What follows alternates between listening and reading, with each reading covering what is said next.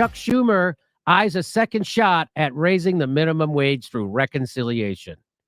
Democrats capitulated to a ruling by a Senate staffer, the body's parliamentarian, the first time around. This is by Ryan Grimm. He doesn't say Democrats ridiculously and transparently, bullshittingly capitulated to a ruling by the Senate. He just said the Democrats did it, not Chuck Schumer, by the way. This is called propaganda. If you don't know, if you want to see what propaganda looks like, Ryan Grimm, when he writes a column, that's what it is. When she came out and said that Joe Biden has definitely exceeded expectations for progressives, I made the joke, I can't wait to see how Ryan Grimm defends this. Like, I didn't think he would. I thought it was a joke. He did. So Ryan Knight posts this and says, this is not what Joe Biden, there's reality. Joe Biden sucks. He's not doing anything. Ryan Grimm, the guy who's the lead guy for The Intercept, their DC bureau chief, he came back. He come out and says, so you expected Joe Biden to sign Medicare for all, enact a $15 minimum wage, stop all the bombings and all the rest of this? What about Joe Biden's career gave you that high level of expectation? Is somebody criticizing the squad? Oh my God, my spidey sense is going off. That's what that is. That's Ryan Grimm. Somebody's criticizing AOC and the squad. I have to come shit on a random podcaster. I'm the DC bureau chief of the fucking billionaire funded Intercept, and I still have to peruse in Twitter defending politicians against podcasters' accurate descriptions. So this is them doing propaganda for the Democratic Party. This is the Intercept, the ones who won't print the truth about the vice president's or the president's kid, that fired their best journalists because they wanted to do censorship. And then they sent Ryan Grimm out to shit on Force to Vote and all the progressive activists, even his former employee, Brianna Joy Gray, he lied about. And he doesn't give a shit. That's Bernie's former press secretary. This is their progressive reporter, Ryan Grimm. Of course, he's sent there by the establishment to gaslight you and keep you inside the Democratic pro-war corporate party. Welcome to another episode of the usually Nick and CJ show, but today we doing the Nick, Rome, and CJ show today. Welcome. What's up, Nick? What's poppin', my friends, my family? Welcome back. Another glorious week on RBN. We got a lot of great guests. We got a lot of great shows. I had a lot of great stories for you guys today. But then I look at Rome hit me up. I saw what was going on. And Ryan Grimm, apparently we're still waiting for him. He's gonna step up to the plate. I'll still try to piece together all the criticism. I'm sure CJ will get into it. But we also have a police abolition panel scheduled for 4 p.m. Eastern time. We see we can get Zoya Awkward and Dylan Rodriguez in. Also has Comrade Missy tomorrow, and we have Dan Cohen on Wednesday. So we have a lot of stuff going on. This is gonna be a powerful week. This is gonna be a powerful conversation. Looking forward to this. What's up, Rome? I'm gonna get Rome and then we get CJ for the announcement of Rome. Anything you want to add before we get CJ back in here? What's going on, y'all? Hope everybody's having a beautiful Monday, whatever day this is. I'm still kind of froggy and whatnot, but I'm just ready to get this on, ready to get this over with. I want to hear the next segment, so I definitely want to get this done with. Mm-hmm. Oh, okay. So yeah, we see you, Ryan, in the bat. Thank you for showing up. We're gonna bring you in just a second, but I do want to make sure we set the expectation here. This is not a bickering match we're doing here. This is a conversation we are having with Ryan Grimm. And we're going to not hash out, I don't want to use that word, but we're going to talk about the differences and what we understand is the issue here. Because in speaking, with Nick before the show, I'm not sure now that we're talking about the same thing. So before we bring Ryan in, I just wanted to make sure everybody understood that this is going to be respectful, not a screaming match. I mean, we can show passion, but this is not what this is about. Yeah. Okay. So the opportunity has been given to us, whatever the case may be. It's not necessarily in a good situation, but the opportunity to have somebody like Ryan Grimm on is something we've been wanting to have for a long time. And the reason that it is because we have a lot of criticism for what we call the professional managerial class, which we, in our opinion, we believe Ryan Grimm is a part of. So, this opportunity, we want to make sure we use it to discuss some of those differences, especially in strategy, for people who say they are on the left. So that is my approach. That's RBN's approach. I'm gonna let Nick. I think were you gonna say something else? No, I'm good. I'm looking forward to the discussion. Okay. Once again, I was getting caught up late, so I'll just be here chilling. This is gonna be a good talk. So, CJ, or you can pop. Yeah. We can So get let's bring on Ryan. Oh, actually, yeah. Let's bring on Ryan now. Ryan, how you doing, Ryan? Oh, let's see. You're muted. Let me unmute you there. There you go. How you doing, Ryan? I'm good. How you guys doing? I'm well. Yeah, we're doing good now. We're not gonna pretend that there's some friction. But that's okay. No, let me respond to your intro. Thanks for that. Go ahead. I appreciate it, and I'm happy to come back on again at another time, maybe some evening for an even longer exchange. And I don't want to have to cut this one short. I'm scrambling on a couple deadlines for later in the day, so I can't stay at a huge amount of time.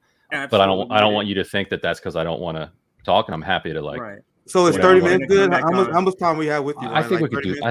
I think I can do that. Minutes? Yeah. Okay. Just close to 30. That's perfect. 30. Let's keep it at 30. Let's keep it respectful for Ryan.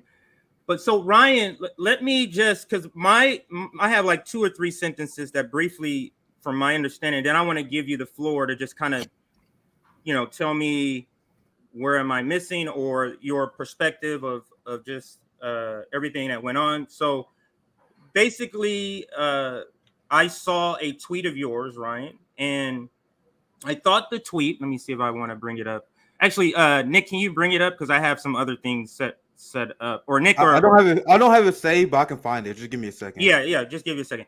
So I saw this tweet where you quote tweeted, was it somebody? It was Mike. I think non-voting felon, right? Yeah, Mike. Oh yeah, that's his Twitter name. Mike, where you quote tweeted Mike. But what I saw first, Ryan, was your tweet. I didn't see Mike's tweet or non-voting felon's tweet, and then later on I saw you quote tweeting it. Yeah, you can pull it up. This is just for reference. So the audience who may not know the story knows what's going on. If you can just put it up for reference, not necessarily going to read it or anything like that. So what I saw, Ryan, was I saw a journalist,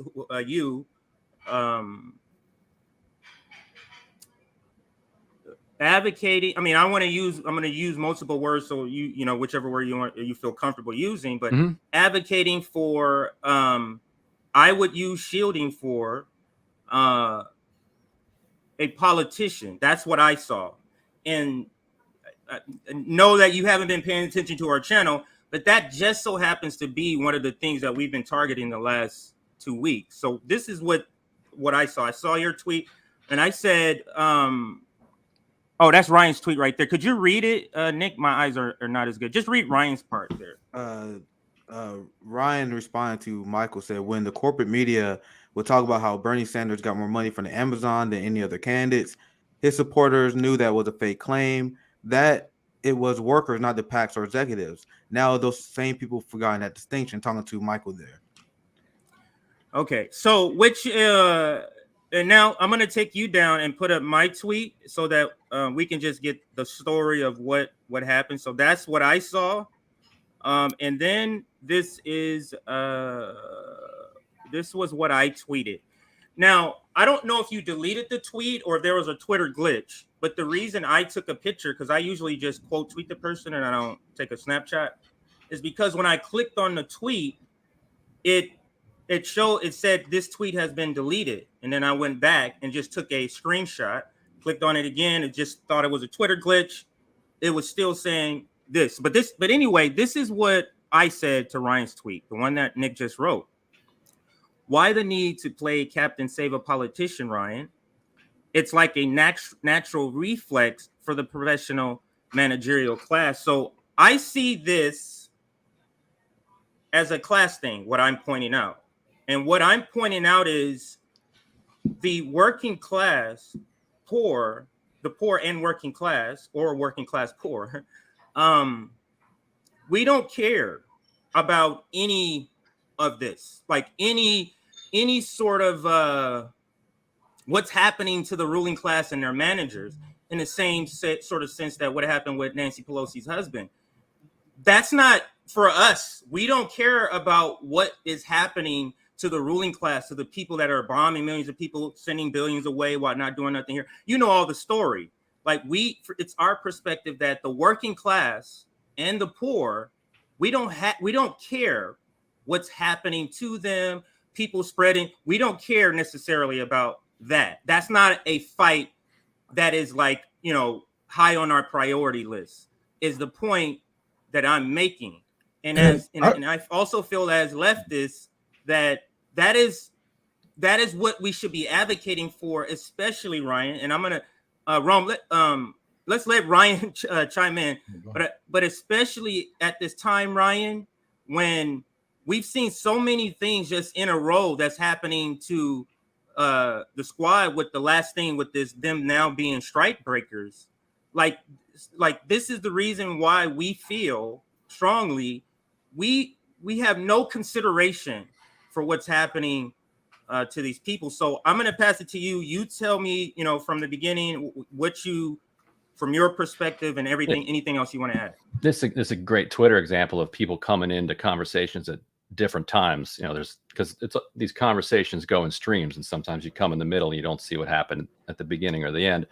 I've been going back and forth with Mike I've never met him in person, but I've been going back and forth with him for years now. So I saw that one. I did not know that. I saw that one. I'm like, oh, Mike, like, come on, like this is classic. Like, getting money from an Amazon worker is not the same as getting money from an Amazon packer, Amazon executive. Like, we can't, like, if we're going to just imagine you work at Amazon, you give $27 to Bernie Sanders, 100,000 of your comrades give $27 to Bernie Sanders. And then the corporate media is like, look at Bernie Sanders. What a hypocrite. He says he's going to take on Amazon, but actually he gets millions of dollars from Amazon.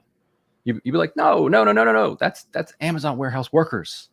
Like, that's drivers. That's the working class that's supporting him. He's not being a hypocrite. He's the champion of the people who are giving him money there. Now, speaking of coming in the middle of the stream, I did end up deleting that tweet because it turns out Mike had read the sheet wrong. Those were not even contributions from workers or from executives. Mm-hmm. That was expenditures, which means her campaign spent like $17,000 riding between New York and DC for staff and for her on Amtrak. So at that point, I'm like, I don't even want to at this point, I'm just spreading like completely wrong stuff. Like, if you want to argue about what the donations matter, then we can have that argument. But it's like, oh, Mike just read it wrong. Like, I'm not even gonna like. So that's why. That. Okay, so that's understandable. Right, so go ahead, Rome. You've been itching to jump in. Go ahead, Rome. I feel like this is a distraction coming from the PMC, from you guys, because of the actions of the squad, the actions of the progressives, and because of your field strategies. And you guys are. I feel like you guys are trying to throw distractions out there. Oh, it's not about this, it's not about that. Don't look at Hunter Biden laptop. Don't talk about this. Let's talk about the small stuff. Let's talk about how, and we talked about on Twitter, me and you, well, you kind of avoided my tweets when I said that the union members didn't agree with the Democrat strategy, Republican strategy, and they said that they have felt like they got punched in the stomach. You put up a tweet, and a couple other people put up a tweet from the official Twitter, the mouthpiece of the union, the same people that sold them out. So I just feel like, what is your goal here? Yeah. Of jumping to ship for anything that these politics, even if it is a fib, a lie. I'm just saying, why should we jump towards to save any of these politicians, whether you like them or not? They're on your left or your right, right? Yeah. So what I want my role to be is to explain as well as I can, like what is happening in Congress and what the conditions are that are leading people to make the decisions that they're making, so that you guys and everybody else who's commenting on what they're doing have all the information and then can make whatever judgment that you want to make. Very often when I do that, people don't see the distinction between explaining and defending. Like for me to say, for instance, that the BMW ED, this union, which actually that union rejected the contract. That's the maintenance away employees. Those are the ones that like work on the tracks. They really want the sick days. Like for me to say that that union in particular, and other unions as well, were asking the squad and asking the Progressive Caucus to do this sick day strategy once Biden had screwed them. For me to say that is not to say this was a good thing that the squad did. You know what I mean? It's like to say you should know this. Like if you're calling them a scab, if you're saying that why did you do this? Like just know this fact. Now, if you want to come out after that and say, okay, but the BMW ED is illegitimate. It doesn't have the support of its rank and file. Okay, that's a completely fair rebuttal at that point. But why aren't you, as a journalist, including that? That's what we're saying. Because why aren't you? Because I haven't actually seen, and we should back up and do the whole timeline, because I haven't actually seen any rank and file workers who have said that after Monday, and once Biden forced the hand of Congress, that they didn't want to do this strategy, and that their most important thing was that there just be a no vote, even though it was going to pass. So let's roll through the scenario really quickly. So it's in the fall that Biden basically forces a deal because he doesn't want to strike right before the midterms. So he forces a deal on the unions and on the management. He forced an extra sick day, or they called it a personal day. Management didn't like that. Union wanted more. They take it to the members. The members narrowly reject it. So now it comes back. And Biden, instead of like negotiating again, Biden could have unilaterally put sick days into it and sent it to Congress. Like he could have done that. And then at that point, Congress is screwed. Like the Republicans are screwed, because then they have to shut down the entire economy just to fight a few sick days. Biden didn't do that. And I think that's because Biden didn't want, I think Biden's okay with there not being sick days in there. It wasn't like a strategic or tactical decision. I think it's ideological. Why do you think the squad hesitate to call Biden out for that? Well, let me just finish the timeline, and then we'll go to that. And so he sends it to Congress. He's like, we're going to force this on both the workers and the companies. So, and then Pelosi on Monday says, we're voting on this, and there are not going to be any changes to this. So that's the moment at which everything we're talking about snaps into place. So imagine you're a member of Congress. You've just been told by Pelosi there's going to be a vote on the House floor. You basically have two choices. Like one, like you vote no, you raise hell, you say on principle there's absolutely no way I'm ever going to force a contract on workers that gets in the way of their ability to strike. And I'm going to make as much noise as I possibly can about that. And I think that's basically the posture that you guys have been pushing forward. Completely reasonable strategy. The other is to say, okay, there's going to be a vote. They want our support. And somebody was making the point that one reason they want their support is cover for the rest of the Democrats, because they don't need their support to get it across the finish line. Because when it comes to capital crushing workers, it's a bipartisan thing, right? You know they're going to get 300 votes, so they don't need the squad's vote to get it over the finish line. They want their votes to make it look pretty. So in order to get their votes, the unions are in consultation the entire time. At this point, because it's so fast, it's not you're not voting. Like, it takes weeks to carry out these votes. So you don't know precisely what the rank and file feels about this strategy. But they're in talks Tuesday and Wednesday. John Cornyn, a Republican over the Senate, is saying, you know what, I'd be open to, I think there'd be a substantial Republican support for sick days. How could we be against that? Marco Rubio says he's for it. Hawley says he's for it. Then you got Lindsey Graham for it. So unions are like, let's go for it. Let's go for the sick days. So Jamal Bowman introduces his amendment. Progressive Caucus goes into negotiations with Pelosi. Basically, the deal is that as the Progressive Caucus announces it, in order for them to agree to support the whole thing, Pelosi will give them a vote on the 7 sick days. And does the rank and file oppose that? I haven't seen rank and file people say they oppose that. Even the RWU statement that gets circulated around says that Democrats betrayed us, and they did, and Republicans betrayed us, and they did. But it doesn't specifically comment on this like minute little strategy around trying to get the 7 sick days. So they end up getting 6 Republicans in the Senate. It fails. Now they're pushing to get an executive order, and they believe that the momentum that they gathered from the fight in the House and the fight in the Senate, help them get some capital. Didn't we all know it was going to fail in the Senate, though, Ryan? Well, when here's the thing. You can call them naive. We knew it was going to fail. You can absolutely call them naive. Sorry, but you guys have been here for a generation. I'm sorry, Nick, but you guys have been way too long. For way too long, you have been driving people here or there. And to say that you guys don't see the strategy, don't see the failures, you don't see the future of, what I'm saying? Like, I honestly think it's a lie. I honestly do, because we haven't been here long. I'm only 30 years old. Have been in politics all of my life. Some of you have been in politics longer than I have been alive, and it just doesn't make any sense. Why can't you guys catch on to what's really going on, to how AOC just basically invited fascism into the workers, the railway workers, into their strike, and took away their rights. Like, I really feel like that should be the story over everything. I think, fascism is alive in America. Is here in our faces, and it's brought to you by the Democratic Party. And I think the bigger story is, and tell me if you think this is right, that I think the left and folks like yourself want there to be like a Marjorie Taylor Greene equivalent on the left, not a crazy person, but like people who are just willing. Right. Shama Sawant is what we want. Exactly. Like Shama Sawant. So go ahead. Exactly. And you don't have that. Like, that's not who they are. And I think there's frustration in that. Yeah. Ryan, would you agree, which is mostly my premise, that the squad is ineffective leftist leaders? I think it's a tough call. I think the last two. I don't think it's tough.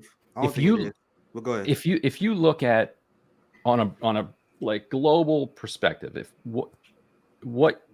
the question is, what did you think the Biden administration was going to get done? No, I'm asking about the squad ability to lead the working class. Do you think to lead the working class? I mean, no. Okay, that's fair. At least you acknowledge that. That's fair. Yeah, because even if we look at it on the global scale, they funded NATO, funded ICE, Iron Dome. They're helping Democrats bomb Africa, Somalia. We're invading Haiti right now, all with depends of the Democrats that was in office, that's still in power right now, and still will be in power until late February. So if we do look at it, even as local, as locally, she told the migrants that came in her district that, please don't come. So yes, they are ineffective. And even like I asked you earlier on Twitter, even if any bill was going to pass, just like the Iron Dome was going to pass without their support, just like every other bill is going to pass. Yeah, I don't get that. Why would they do that? Why are they still going along if nobody needs their vote? That's so weird. Why not signal to the left? Signal to the left, at least. Because I know Ryan don't have a lot of time, so I want to get Ryan to respond to something as well, because I just want to get you to understand like kind of the mindset that RBNs come from. So if you acknowledge that the squad is not really effective left leaders that can advance the interests of the working class, and I will point to the rail strike as being one. I think this is another example of them leading them off a cliff, right? So do you think it's a good idea for workers to invest any money in this movement if they are ineffective for the working class? And you can expand on that as long as you want, because I want to give you time to speak on this while we still have you here. I think the fundamental point is that there is no, first of all, that half the working class votes Republican. Yeah, we got to change that. Second of all, there is no organized left, for anybody to lead. Like, is Bernie like an effective leader? I cannot quickly say this. I think there's an outside that's energized that has been, their energy has been killed by these squad people who refuse to work with them. Like for the March for Medicare for All, the rally for Join the Signs, the rally to end the wars. We have an outside game, but there's a squad that don't want to engage with that. But sorry, you can finish your thoughts. I just want to add that. No, but that's largely a collection of kind of like-minded individuals. But there isn't like a left like you've seen in countries where there's kind of an organized committee that of member-based organizations that are fundamentally working class and leftist, that are driven toward working class interests.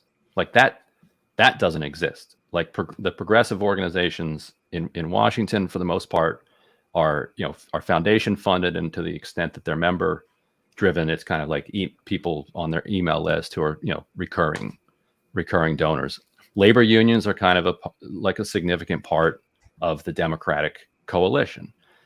So there are shows, there are podcasts, like there are people who have left-wing ideas, but if you wanted to snap into place like 250,000 people in the streets, like that doesn't exist. I feel like, and I want you to respond to that, and I agree with that. I get Roman CJ in here too, because I want to make sure you guys get in here. But the squad recently voted for Hakeem Jeffries, who 52 years old, right? So he's going to be a congressional leader for quite some time.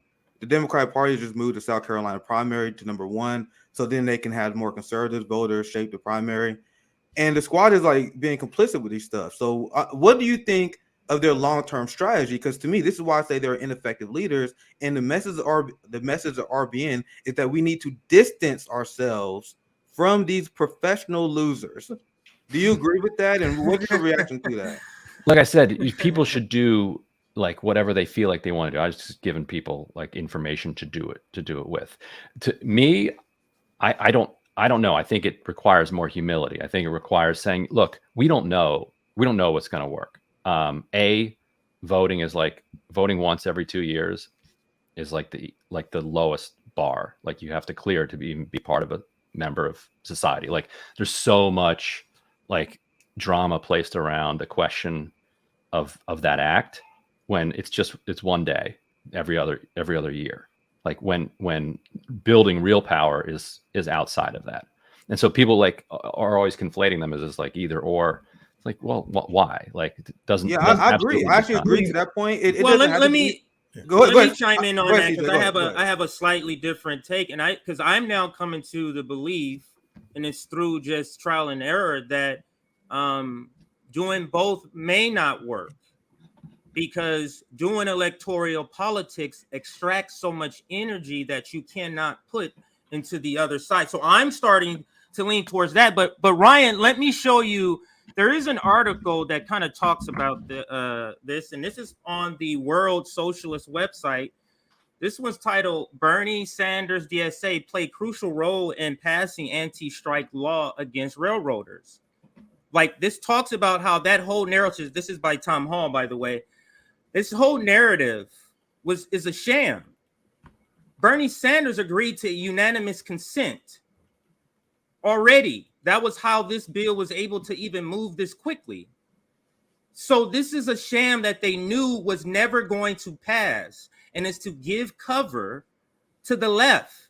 And let me just read this section of this article. On Tuesday, House Democrats introduced a separate resolution originally drafted by Sanders in the Senate to add 7 paid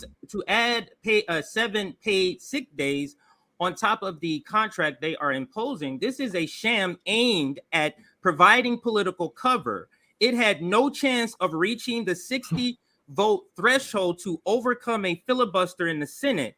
Even if it passed both houses, it would do next to nothing to seriously address demands. Before the vote on the sick day resolution, 3 of the 4 DSA members of the House joined with the vast majority of Democrats to vote in favor of imposing the contract, including, and it lists those people, it does, I don't need to say them, defending her vote. AOC later nonsensically claimed that her vote to block a strike and impose the contract was cast in order to allow Democrats to fight for sick days in the Senate. It goes on about the ridiculousness, and then it talks here about how he had already agreed to unanimous consent with this.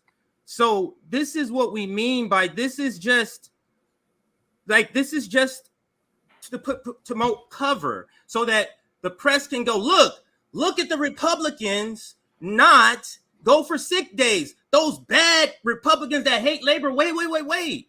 You have to talk about the first vote. The first vote could have stopped this completely. You get what I'm saying? So the working class perspective, and in 7 days, let's be clear, is not even half of what they're asking. It's not even half of what they're asking. So I said a lot, Ryan. I want you to chime in. I know you wanted to say a lot on that. So go ahead, chime in. And I know you have your time is coming up. So say as much as you want, sir. The floor is yours. I mean, yeah, like this. Here's the thing: people have to know what their assets are and what the assets of their opposition are, and I feel like there was so much kind of enthusiasm, and I think it starts with Obama in 2008 with his hope and change thing, getting millions of people rallying behind him, like we're gonna change the world, and then in 2015, 2016, Bernie Sanders doesn't win, but like he showed a new way of doing politics that like you don't need corporate PAC money, you don't need big money, just regular people can compete, like can almost dethrone the Clinton machine. And then in 2018 you get the squad elected, like people are feeling like serious momentum, like maybe working people can actually like compete within this system. And I feel like people got like misunderstood how much power they were up against when they were seeing those wins, and might have missed like how much strength there is on the other side. Like I see a lot of people say that like the workers like voted to strike. The workers voted to reject this contract. The workers also all are aware that because of the Railway Labor Act, because capital controls the railways, like they're not striking, period. Like look at the history of railroad strikes in the United States, which I'm sure you guys know quite well. Very, very brutal and bloody history leading up to the Railway Labor Act. Like this fix was in, and Biden, who wants to say he's the most pro-labor president ever, did have a legitimate chance to say, look, we're going to force this contract, but we're going to force it on the bosses, and we're going to add sick days to it. He chose not to do that.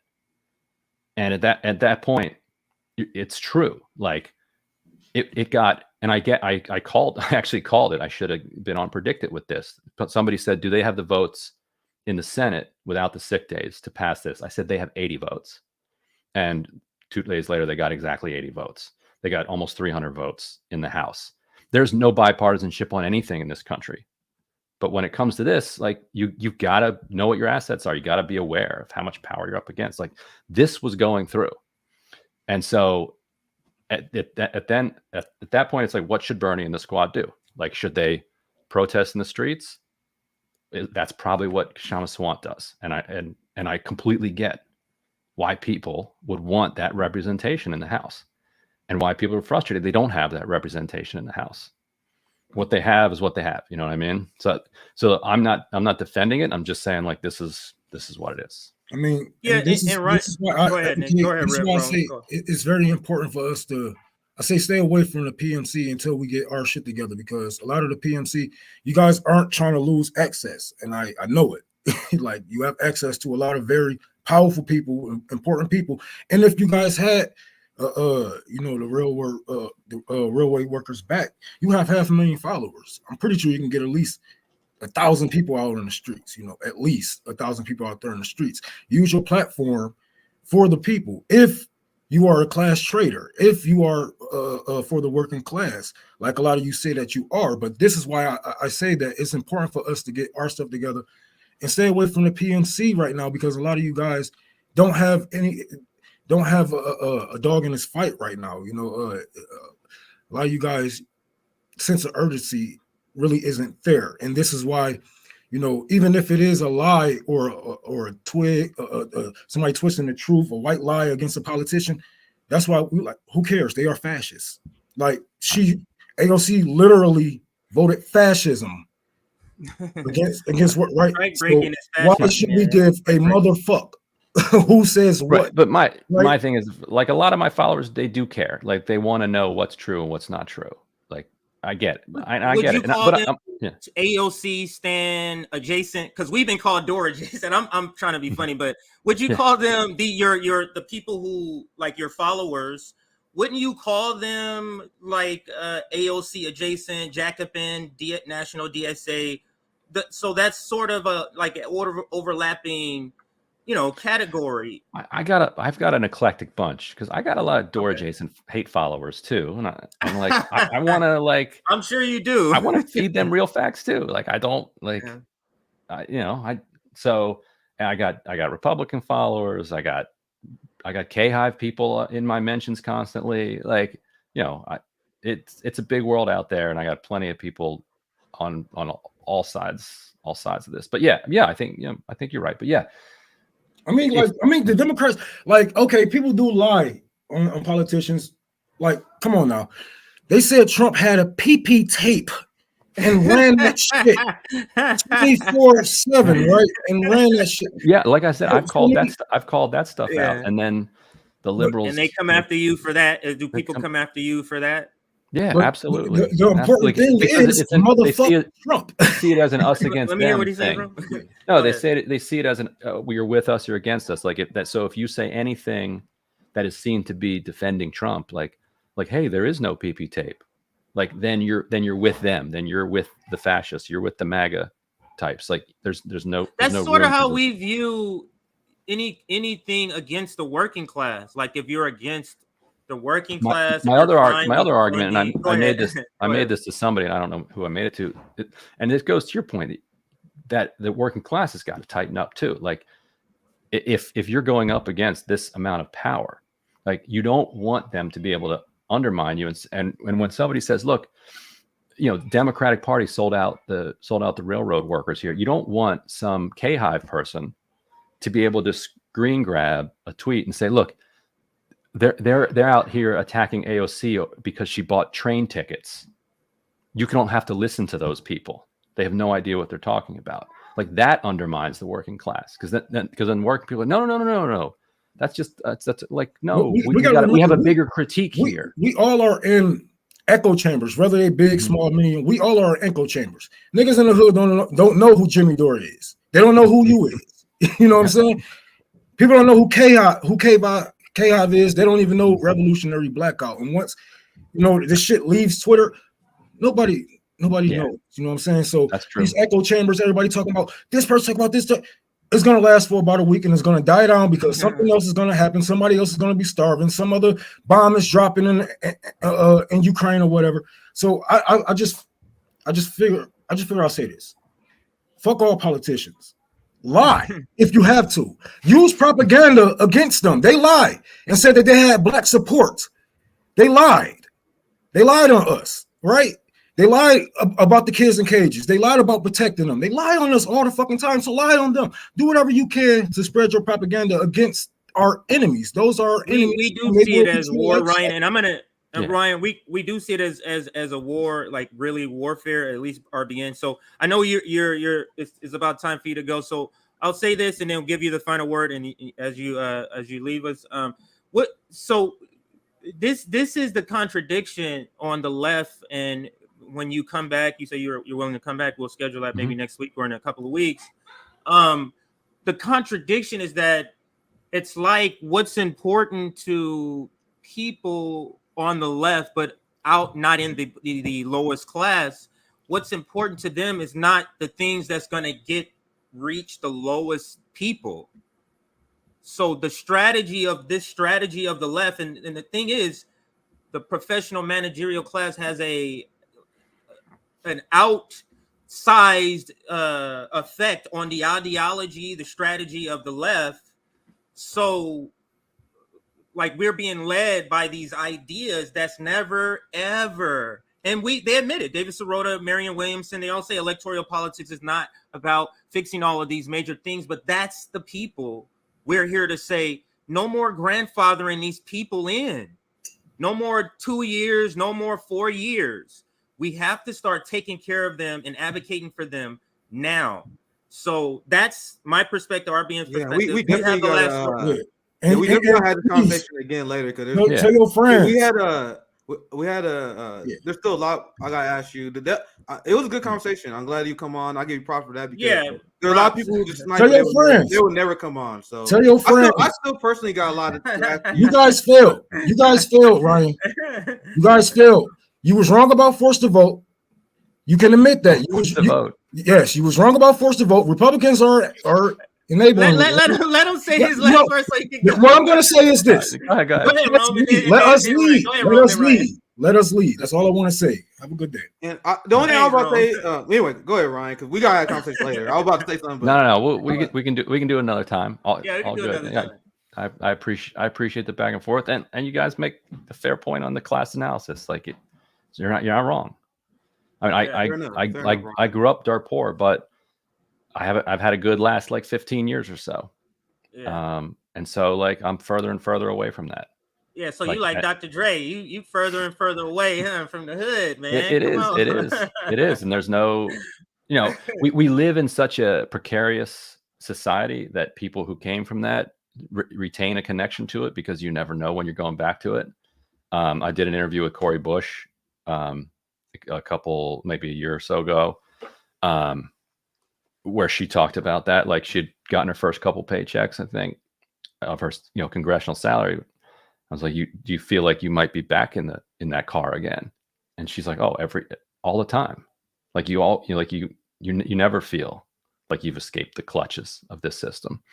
But at the same time, I live a like fundamentally different material life than I used to. And I like if I want to order an appetizer, I order an appetizer.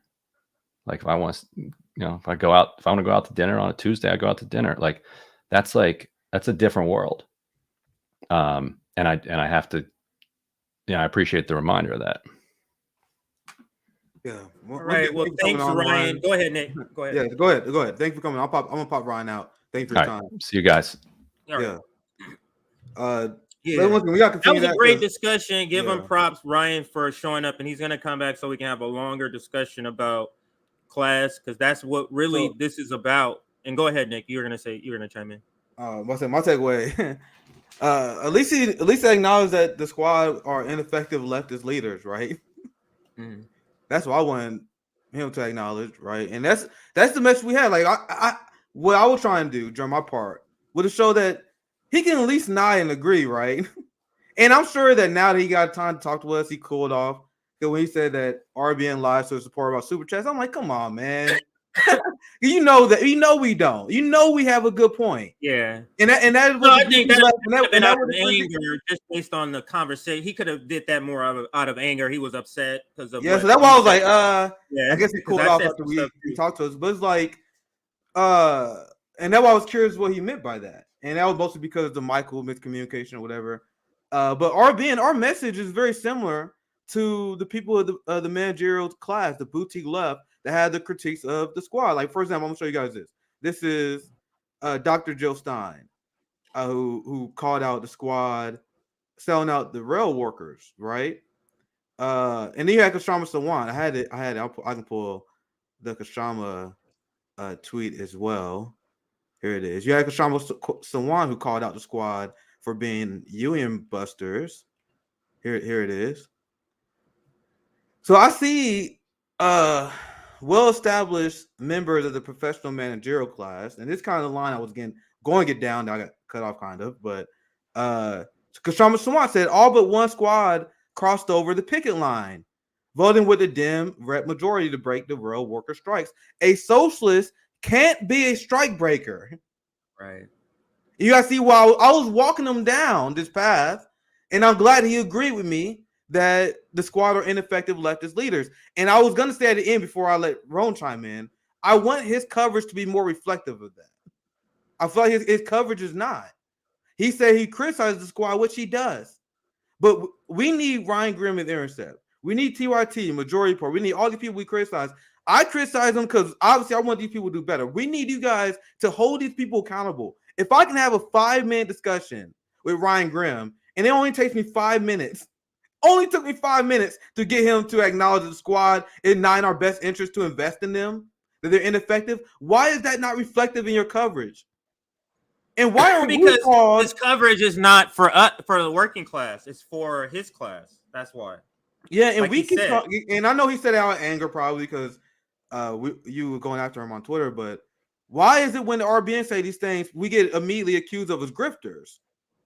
You guys just say this. Yeah, we're the poorest out of everybody. We're the poorest out of everybody. We the poorest. Now, I want you guys to really think about this. I wanted to make this point, but we didn't have the time. We are the poorest commentators that have a platform. You guys understand? We got 24,000 subscribers, 25,000 subscribers. We split everything. How much money do you guys think we make? I do the payroll. After we split, I'd be crying like, God, this is it. I'd be crying when I split everything. I'm like, we don't make that much. I don't even they always quick to call us a grifter. Ryan said, and I'm sure I was gonna ask him, I'm sure he probably walking back now after having the conversation. But why do you say we lie for super chats when the analysis that came from Kasama Sawant, Jill Stein, is the same as ours? Yeah. And I walked him too. Remember in our conversation, I walked him like, do you think the squad is in effect? He agreed. I said, that's our message. You agreeing with our message. And these same people will call us grifters for saying something they agree with. And the Conspirian would say, I'm thirsty for criticizing AOC. And then on her show, she would sound like Jimmy Dore criticizing AOC. So the question I have is why only the boutique managerial class is allowed to criticize these people? You guys because I said it's tone. Like I said, tone. It's tone and selection of what you're critiquing them on. War and Ukraine, no. Medicare for all, okay. You get them, or semi, not even Medicare. Universal healthcare, etc. Yeah, I guess donations. That is a sacred cow to them because that is their whole selling point is that they receive grassroots donations. So I guess that can be a red. We taking money out of their pockets. We taking followers from them. We taking money out of their pockets, waking people up to where even if they was to leave RBN, they leaving us. You know what I'm saying? They leaving us to the left. They like I'm to the left of RBN now, so they're not even looking back to the Ryan Grimms or et cetera, et cetera. They moving on, and this is the problem. Like a lot of people call me a grifter.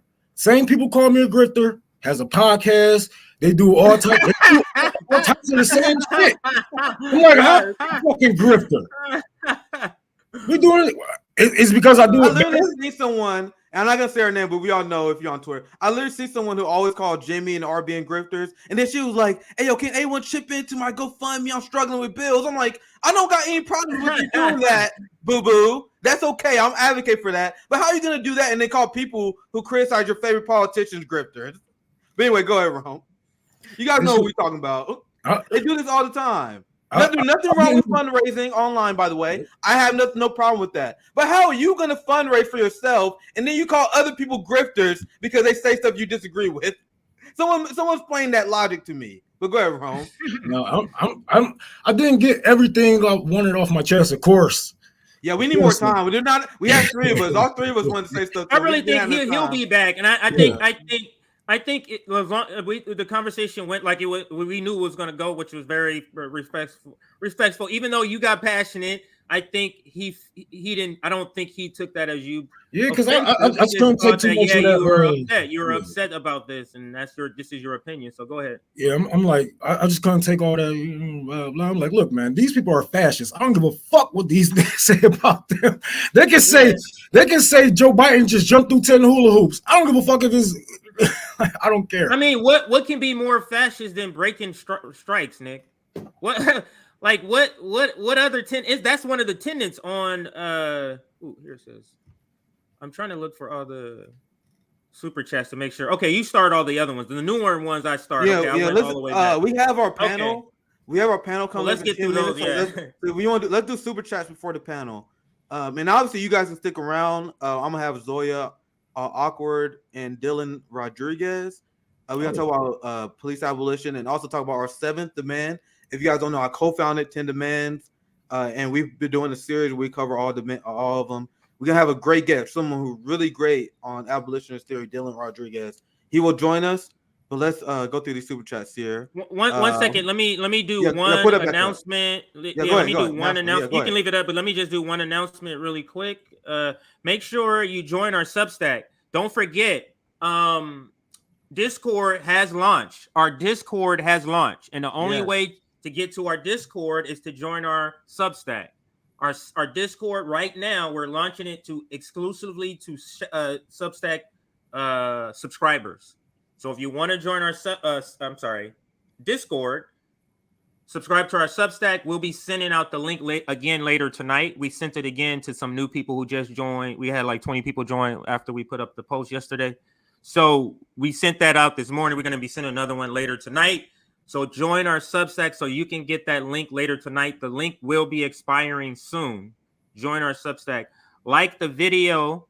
If you like the conversation, we wanted to intentionally be extra polite to Ryan so that people in his class, the professional managerial class, the reformists, how much they care about civility. You know how much they will see. Okay, RBN won't come on and attack you. Like we gave him. I felt like we were pretty respectful. So we're at 500 likes. Can we push to 700? We can literally do 200 more likes in a snap because we got up to 962 people. So we can literally do 200 more likes in a snap. So let's do 200 likes and then I'll pass it back to you, Nick. 200 more likes. This is the subscriber count before we started. 200 more likes we need. Subscribe to the Substack. Again, let's get to 700 like. Back to you, Nick. Yeah, let's get through as many super chats as possible as we transition to the panel. Schedule in about 5 minutes. And I'll read super chats until A1 get in here. So this thing for 499, Colin, friend of the show. The Vanguard to take notes on your interview. Good job. Appreciate the 499, Colin. I think we had a good back and forth with Ryan. And you guys can tell all three of us wanted to chime in. 30 minutes wasn't enough. So once again, I might get Ryan. Yeah, we held back a lot. All of us held back a lot because we just didn't have enough time. I got to the very beginning of my disposition there. The very beginning of the things I wanted to ask people like Ryan Grimm. So anyone from the Intercept, anyone from Jacob Ben, anyone who still have good reporting for the most part, but then they got blind spots where they cover for these people like David Schroeder's. I would love to do a deposition with him like I did with Ryan Grimm. I just need to ask you questions, bro. I just need to ask you questions. I need to pick your brain. And that's why I couldn't be here. You want me to be here if I would have to be off. He would have to pull a Bernie to Kyle. I ain't coming on to CJ there. I was trying to keep it concise because he was kind of he was going a little while. I'm like, man, come on, man, make your point. Bro. Like I said, man, I really think we should stay away from the PMC. Stop letting these people talk for us. If they talking for us, don't even clap back at them. Don't even give them, because the only attention that they get is us clapping back at them, and that's what gets their base rallied up. They'll go against your base, and don't even, when they speaking for Medicare for all, when they speaking for homelessness, when they speaking for shit that they don't have to live through, go through, see in their fucking neighborhood or experience in life, don't even fucking take these people serious. Let's get our shit together. Let's get our organizations together. Let's get our foundation steady and strong so we can come out and just say and do whatever the fuck we want without having these motherfuckers gatekeeping. And like I told them, you guys failed. Y'all got what y'all wanted multiple times. The Democrats took office. Progressive took office. They took power. Multiple. Failed strategy. Forced to vote. Y'all didn't want to do it. Now Republicans are doing it. You guys failed. And it's our turn to lead. I'm gonna focus on the positives from that conversation. We got Ryan Grimm. There was a lot of negative ones. No. I would say I'm gonna focus. No, what I'm about to say. I'm gonna focus. Oh, I thought you meant the super chat. Something negative. No. You got I read all super chats. So what I'm about to say, the positive that came from that conversation. Ryan Grimm acknowledged the squad as ineffective leftist leaders, as we all know. He also said that RBN, we do a good job with our class analysis. You catch that part as well? Mm-hmm. So that you guys see why, for the most part, these people are terrified of talking to us and having them on their show. Ryan Grimm, once again, I give him props for coming on, but a lot of people don't do that because they know we actually talk to him. The audience that they demonize, that they be like, oh, RBN, avoid them. They just right-wing Dorites. They're right-wing grifters. But then if they ever sat down and talk and listen to us, they be like, it happens all the time, guys. Like, people reach out to me all the time. Yeah. It happen all. I listen to you guys. You sound pretty reasonable to me. Unlike everything people were saying about. I think that would happen to Ryan. Maybe Ryan had some interpretation of us. That's why he said we lie for super chats or whatever. But now he had a conversation. Like, yeah, you guys class analysis. And he'll come back on. And so anyway, I'll continue with super chats. Go ahead. Let's thank you for the $20. RBN equal fearless, unvarnished truth to power every time they broadcast. Ryan Grimm, on the other hand, is great at diagnosing problems, but when it comes to carrying water for so-called squad, he can't help himself. We read all super chats. Thank you for that. Just described the whole PMC thing. That's all of them. That's every last one of them. David Sirota sit here and wrote a fucking movie about this shit, and he's still talking about, oh, you guys should vote because this is the best we got. Man, shut the fuck up. Let's try to be respectful. Ryan will be. I know you're not saying that to Ryan. I'm saying to the people.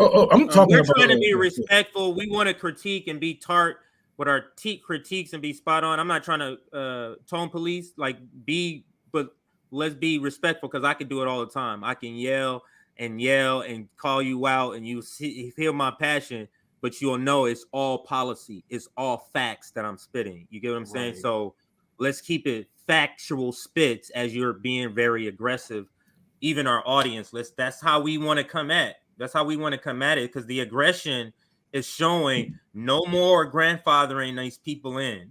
It's time to take care of them. Go ahead. Absolutely. Show some love to Debo, the Black Panther, in the chat, my friends. Show some love to him. Thank you for 999. This is a generous contribution. And I seen you leave a few super chats. So big shout out to Debo, the Black Panther.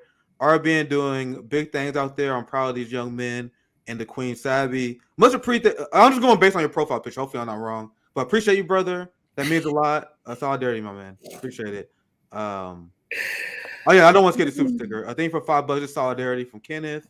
Locke, appreciate that. Here's another one. Thanks for $5.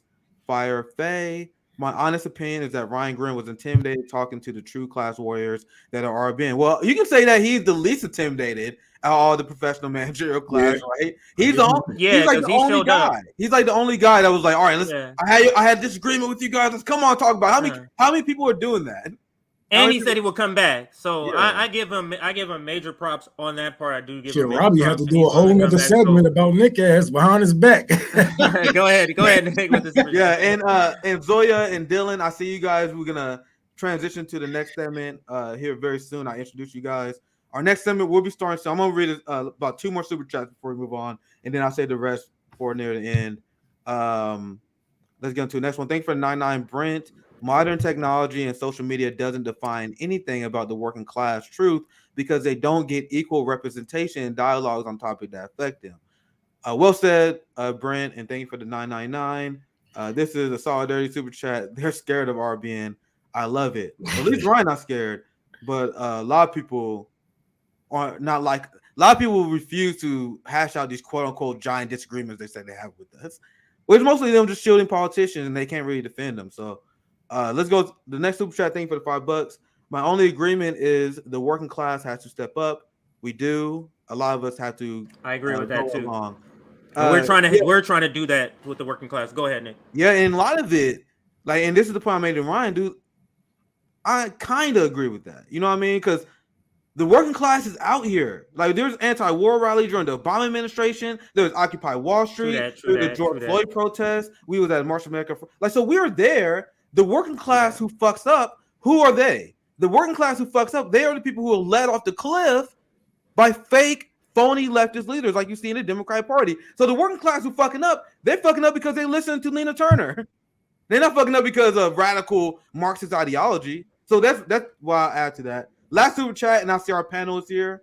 So I'm gonna we transition after this next one, and then we read the next the super chats after the break after the panel. So I'll get to the rest of the super chats soon. Thanks for the $5, Kylie. Power concedes nothing without demand. Absolutely. It doesn't. It's not power concedes.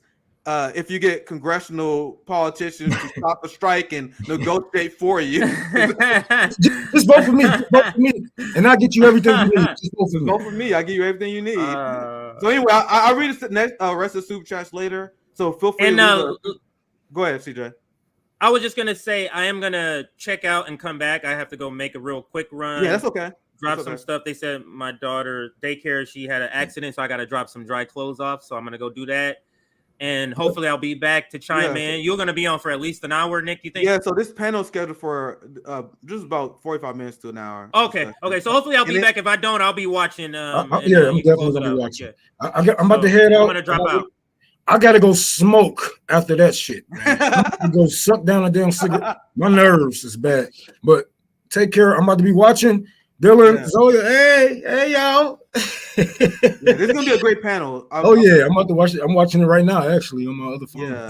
Thanks for joining. Always great when Ron joined. Like Ron would just pop up in a random Nick and CJ. He would pop in with JB. He would pop in with us every once in a while. This was a great conversation to have it. Now let's get my amazing family, my Tender Man family. I'm gonna introduce my friend here. Zoya's Love, Zoya's Life. It's been way too long since we had this fire breather, this truth teller. Hi, the Michael Nick. Jordan of organizing. You gotta know I gotta hype my great friend Zoya's Love, Zoya's Life. I'm glad you're doing this. Nick. So good to be here with you. I see you got the new mic going. Yeah, I don't know how to use this motherfucker. I don't know how to use it. There be so many glitches that be happening in the chat. Be giving me all sorts of hell because sometimes be having audio issues. I still gotta learn how to use it. I'm proletarian. I'm not used to all this sound technology and stuff. We getting better though. We getting better. Also, I want to introduce my brother Awkward as well. I co-founded 10 Demands with Zoya and Awkward. Welcome to RBN. Awkward, thank you for joining us. Let's see if we can mute you. I think you're muted. Yeah, that's my bad. I said thank you as always. Yeah, so we have this series where we've been going over all our demands because it's been like 2 years, over 2.5 years since we co-founded 10 Demands. And I owe Zoya and Awkward a lot in terms of my development. They taught me a lot. They do a lot of great work. And we're gonna talk about our 7th demand. But we also have a great guest. This is the first time we have met, Dylan, but you come with strong recommendation from my friends Zoya and Awkward. So Zoya and Awkward advocate for you. I know you're going to tell some powerful truths. So thank you for joining us on RBN, Dylan. Hey, I appreciate being invited to this party. This is going to be outstanding. Yeah, so since this is the first time you're coming on RBN, before we get into the discussion, I want to acknowledge your background and how you come and get to have your expertise in abolition and criminal justice. So can you just give us a short introduction to the work you have done and your point of view, and just so people know where you're coming from? Yeah, I'll do my best to do it quickly. My day job is as I've been working for over 20 years as a professor in the University of California system. I did my advanced degree in ethnic studies. And more importantly, I've been engaged in various forms of collective organizing, intellectual, and I'd like to think as insurgent and pro-insurrectionist work for pretty much almost my whole adult life. And we'll put it this way, y'all. I was engaged with abolitionist shit before it became an apparatus for liberal extraction and absorption, right? Like I was calling out abolitionists everything when folks would look at you like you were wild and crazy, because we were. First of all, we were that. I embrace that. But a lot of folks actually experienced the term abolition for a long time as an offense. You know what I mean? As an incitement to violence, by the way, which it also is, because if you're offended by it, you probably should be offended by it. But no, I just really appreciate the 10 Demands project. I appreciate being in community with y'all now. I appreciate this introduction. And anyway, I write, I think, I teach, I do all kinds of shit. And I'm really happy to be with you all. Yeah, I'm glad I'm able to have the introduction with you, and I'm looking forward to hearing from your point of view, because we're gonna go through our 7th demand, and I want to pass it to Awkward, like I always do. For the people who are new watching this, I'll just quickly read the demands, And on this series, we focus on one. Because if you see here, we had the video for our first demand, our video for our second demand, and you also can click because we had a long conversation. Awkward and Zoya, very well versed in the theories of abolition. Once again, I learned a lot from them, like straight up. So we are every one of the demands are well thought out. We want to lay out a plan for activists on a local level where we can implement this as well. So let me read them all off, and I'll pass to Awkward before we get to the seventh one, and I'll allow you to break that one down, and then we pass it to Zoya. They're the first demand: defund the police and reallocate resources to impacted communities. The second demand is demilitarize the police. Third is eliminate discriminatory policing, prosecution, and sentencing. Number 4 is institute complete law enforcement transparency and accountability. And once again, we did segments on all these. This is where these segment videos are coming from. Number 5, independently investigate all police crimes and abuses of power. Number 6, install community representation, oversight, and safety measures. And this will be the demand we will focus on today. And this is extremely important. In strategic counter-protest violence. Now, this is one of the things that really make us a fascist police state. So we're going to talk about that here soon. Number 8, this is going to be our next episode. Apologize and provide reparations. 9, end the war on drugs. And 10, end carceral punishment.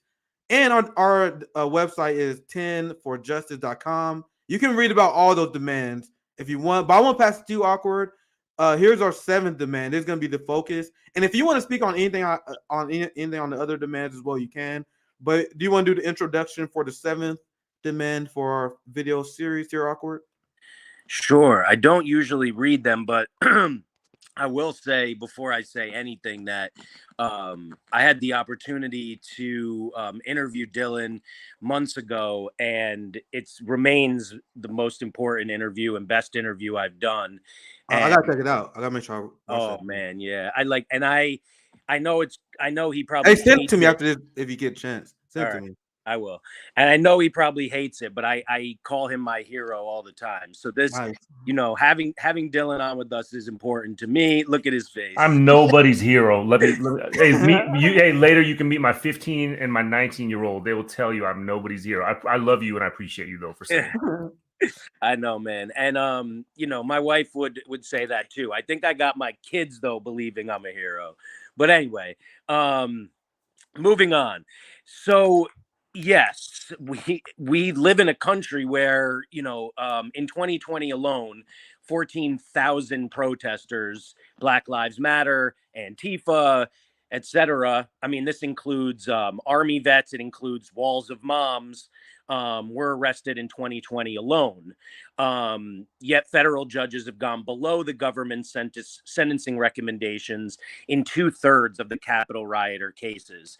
So for me, this is a specifically important thing, not only because it is, dissent is patriotic, but also because the specific people that are targeted for doing certain things, just like outside of protests, when we're doing drugs that are in our home or doing drugs on the street.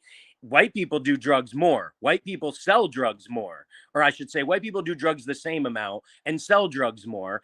And yet, who's in prison for drugs? So the same happens here. We go out and protest police brutality and receive police brutality. We get disappeared by federal agents. We're locked up for long periods of time. Jessica Resniak, for instance, a nonviolent protester against the destruction of our planet. She's in prison for years.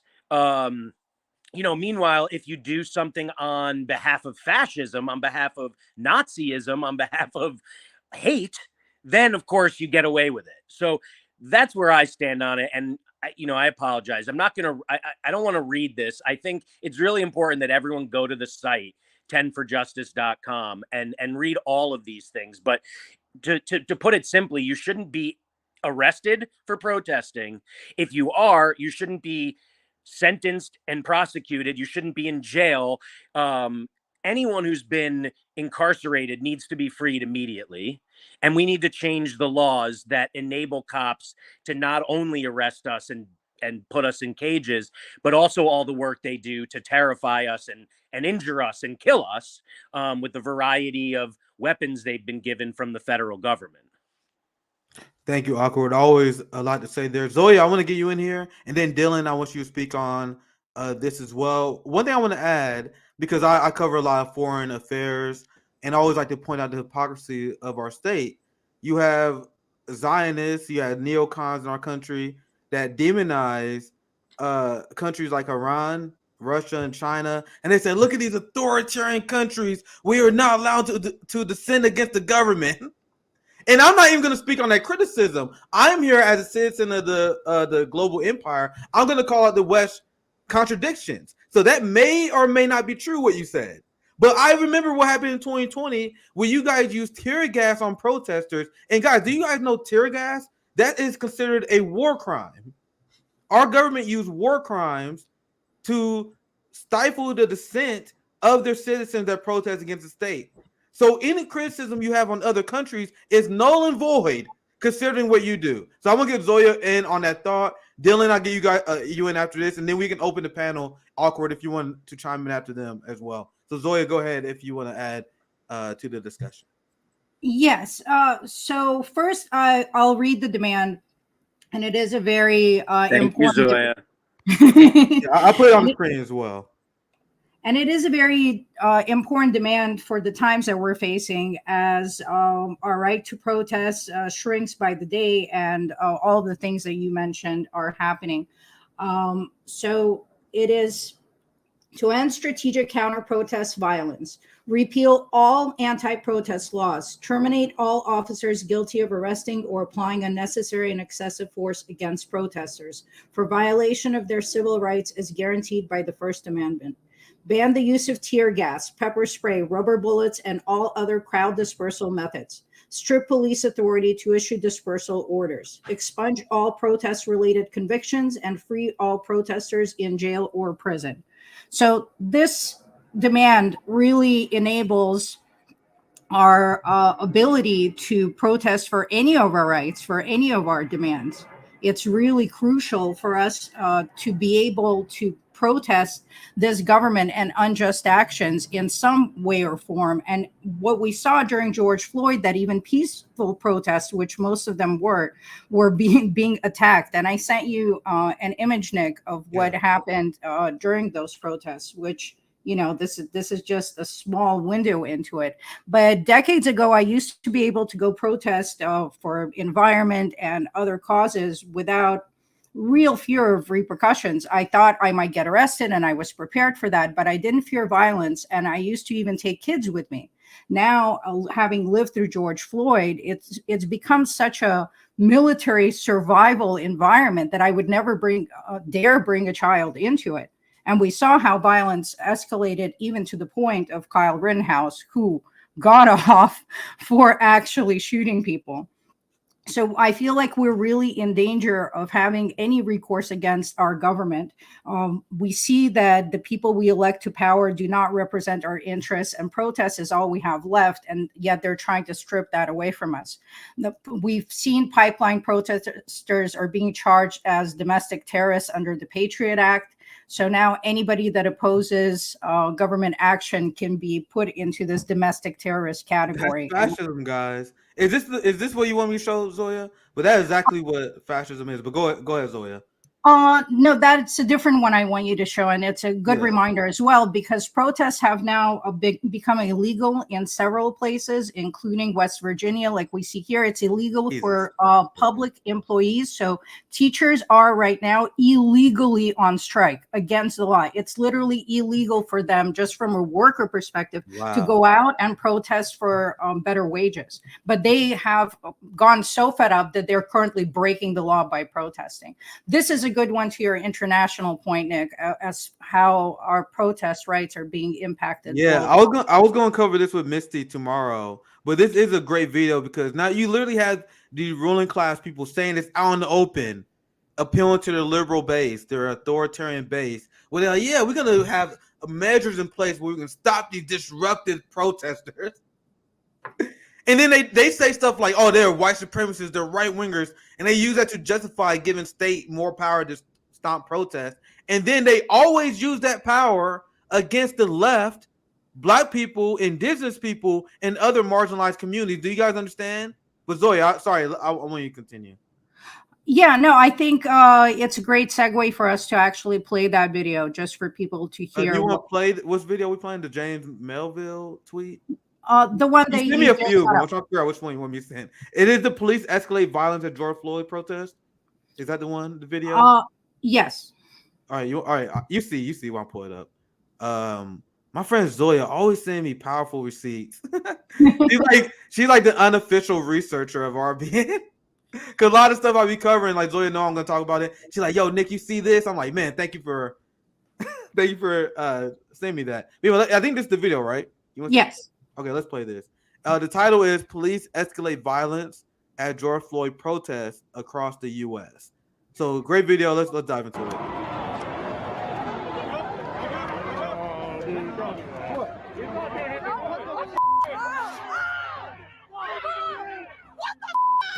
Bruh.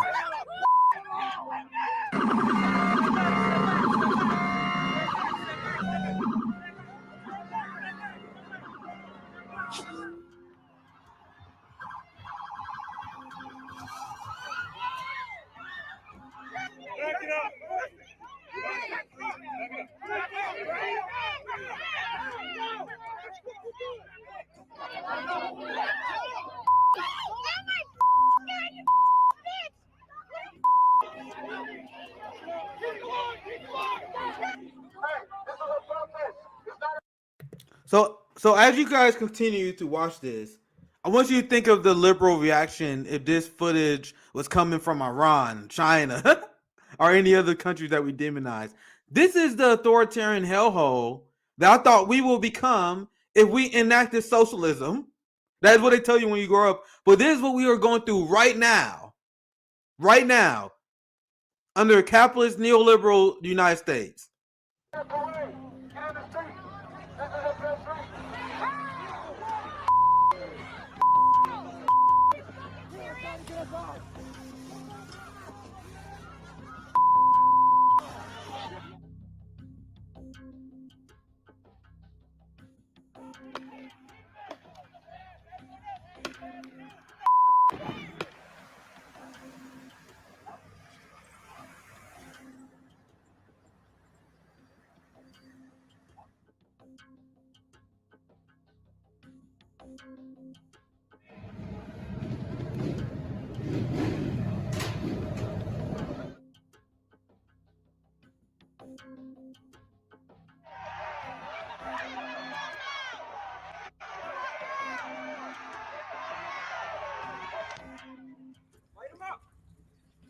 Go inside now! Get in the house!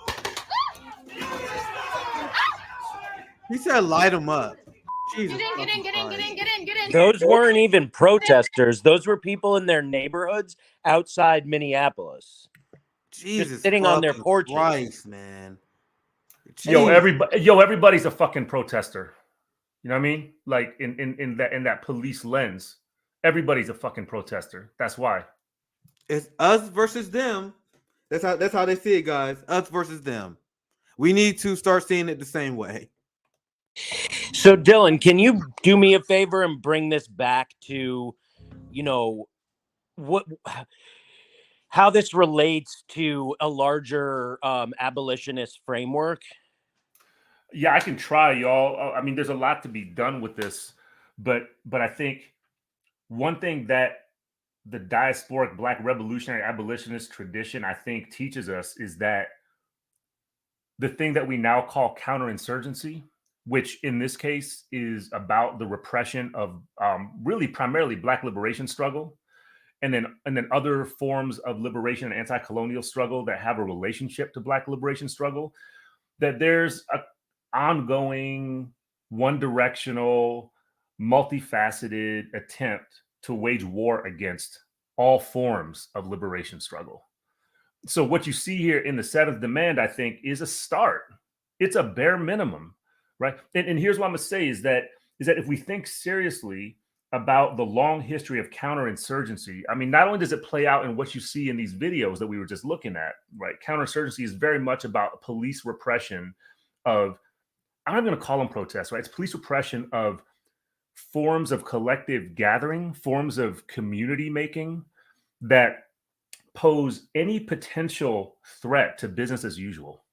Right. And of course, business as usual is a deeply violent and in many cases a genocidal, apartheid, racial capitalist structure of domination, oppression, and misery. Right. So that's what business as usual means. So what the police literally exist for is, of course, to protect property, right, which is to protect white supremacy and chattel.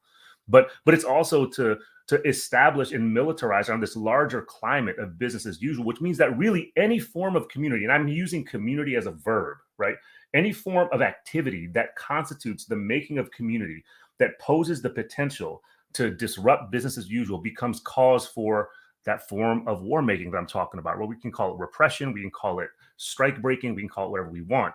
But I want to say also that this is deeply cultural, meaning that it's not just the state that mobilizes the repression, but it's ordinary folks. Right. I'll say one more thing and I'll shut up for a minute. But we're in the middle of the largest university strike in U.S. history right now in the University of California, my employer. I've been on the picket line since day one, November 14. Right. I've gone on strike alongside the striking graduate student workers. And what you saw, unsurprisingly, but still outrageously, over the course of about a week was a gradual kind of messaging from the University of California administration, including the UC Riverside administration, to appeal to faculty and staff to call the police if they detected any disruption by strikers that they felt was a potential threat to business as usual. Right? So the culture of administration, the culture of, and this is talking about a university setting, right? The culture of response to any modest disruption of business as usual. I'm talking about chanting, people beating drums, folks walking in the hallways where, holding UAW signs. That's the disruption I'm talking about, right? I'm not talking about anything more escalated than that at this point. But one of the weapons of first response is to call the cops, right? And what you have in the history of the University of California is when the cops show up to deal with any disruptions of business as usual, it very quickly results in various forms of violence, of suspension, of repression, of jailing, criminalization and whatnot. So we're talking about a culture of repression, not just individual isolated deployments of police repression. Yeah, thank you. And I'm so glad you brought up what you've been a part of for a while. I've been watching that. And you warned me about that institution when we had our conversation on tape. So yeah, I'm sure you're not surprised, but as you said, this happens all the time. We're like, well, we're not surprised. Still fucking outrageous. Still hard to believe, even though we knew we should believe it before it even happened. And I'll just add one last thing. You mentioned this culture of repression, a perfect example of the ivory tower, and another one of just like, upsetting capitalist routine is the way they go after mutual aid groups, like the gym in Brooklyn. Every time they go out, they get the shit beaten out of them. They get everything stolen because like they're giving stuff to people who need it in their communities. That, like you mentioned, community, even as a verb, activity, they don't want us to be in community or build community. You're on mute, boss, or something. Oh, sorry, my mic. Damn, I told you this mic always give me problems, guys. But Dylan, I want to pass it to Zoya. I want to share this. Well, image. I just want to say it's not all hopeless. We should get outraged. These things that are happening should not be happening to a single human being. So the outrage is justified, but then it's really important for us to channel it in productive ways. ACLU recently had a victory over the Minneapolis Police Department for the George Floyd protests, which included $600,000 awards and damages for plaintiffs, and the police are being barred from arresting or using physical force against people engaged in lawful protests. In California, we passed a law banning the use of tear gas and rubber bullets during protests. But of course, these are small gains We need much more. I'm just trying to illustrate that we do have gains when we apply pressure on the system. We shouldn't allow the gravity of the situation to make us apathetic, because when we become apathetic, these things multiply unchecked, and the only choice that we have is to keep fighting back. Can I just loudly agree with this sentiment and say that the point of acknowledging the depth and the reach of counterinsurgency and state repression is it should be something that radicalizes people toward, more transformational tactics, strategies, and thought. I will say that there is nothing that makes the case for a thoughtful, practical program that leads toward police abolition. There's nothing that makes that case better than watching how it is that the police respond to otherwise entirely docile, so-called peaceful demonstrations and protests, right? Nothing makes the case better. In addition to what Awkward just talking about with police disruption and violent destruction of mutual aid forms, including among unhoused people, among sex workers, among different criminalized communities. The fact that what the police end up doing is they try to undermine and destroy life-affirming, life-giving practices, that actually makes the case, ideological and practical case for police abolition. So if anything, the violence that we see from the state should be activating us. It should not be undermining, a sense of collectivity. It should be fortifying a sense of collectivity. And should we be talking about police abolition? Because I know when you talk about abolition, it's about a lot more than that. It's about a way of living, beyond, right? And it extends far beyond that. But I'm wondering, like, in the same vein as the hate that I have for the defund is not the right message crowd and concept, in a way, it's not entirely untrue that you should be strategic in messaging, right? So, like, when we say abolition of police, are we doing that because it's such a freaking obvious, right in your face, videotaped example? Or is there some other reason for that? I'll say this about the whole concept of police abolition, for that matter, prison abolition, is, folks tend to, I'm talking about, when I say folks, I mean all kind of folks, right? I don't have one crowd in mind. But oftentimes people will have various responses to the whole concept, because part of the gaslighting that we're all differently born into is this notion that law and order, peace, everyday safety and security are somehow inseparable from the existence of these massive apparatuses of state repression, criminalization, and policing, right? It's that you can't have everyday freedom and peace without those things. And then if you get people talking, and this is the response I have to your question, Awkward. I think part of what we need to do part of what we need to do better is figure out how to tell stories better and induce people to tell their own stories better. Because I can make you a bet that I could talk to somebody from a community that has a significant criminalizing police presence, and if we started telling stories to each other, at some point, the person I'm talking to, even if they initially don't identify themselves as abolitionists or even sympathetic to abolitionist positions, they're probably going to tell a story that is conducive to them identifying with an abolitionist position. And they might even start talking and thinking like an abolitionist without using that term, which is why I don't really care about using the term abolitionist, right? Which gets at the pedagogical tactic and strategy, the political education tactic and strategy. Who gives a shit? Right. The liberals are stealing that term anyways, right? I've been in so many meetings in so many rooms with like liberal counter-revolutionaries who identify themselves as abolitionists and then go on to give you this soliloquy about all the shit you shouldn't do, right? Because you shouldn't be pushing the envelope too hard, exactly. Right? So yeah. So like I'm not when I say abolition, I mean it in the way I mean it. But I don't think we necessarily need to be torn down by that. This is the first time you had you on, Dylan, because I know you mentioned it, Awkward, and I'm also curious because I'm getting to know you more, Dylan. How will you define abolition? Because I'm actually very curious, like your vision of it. If you don't mind, get into it.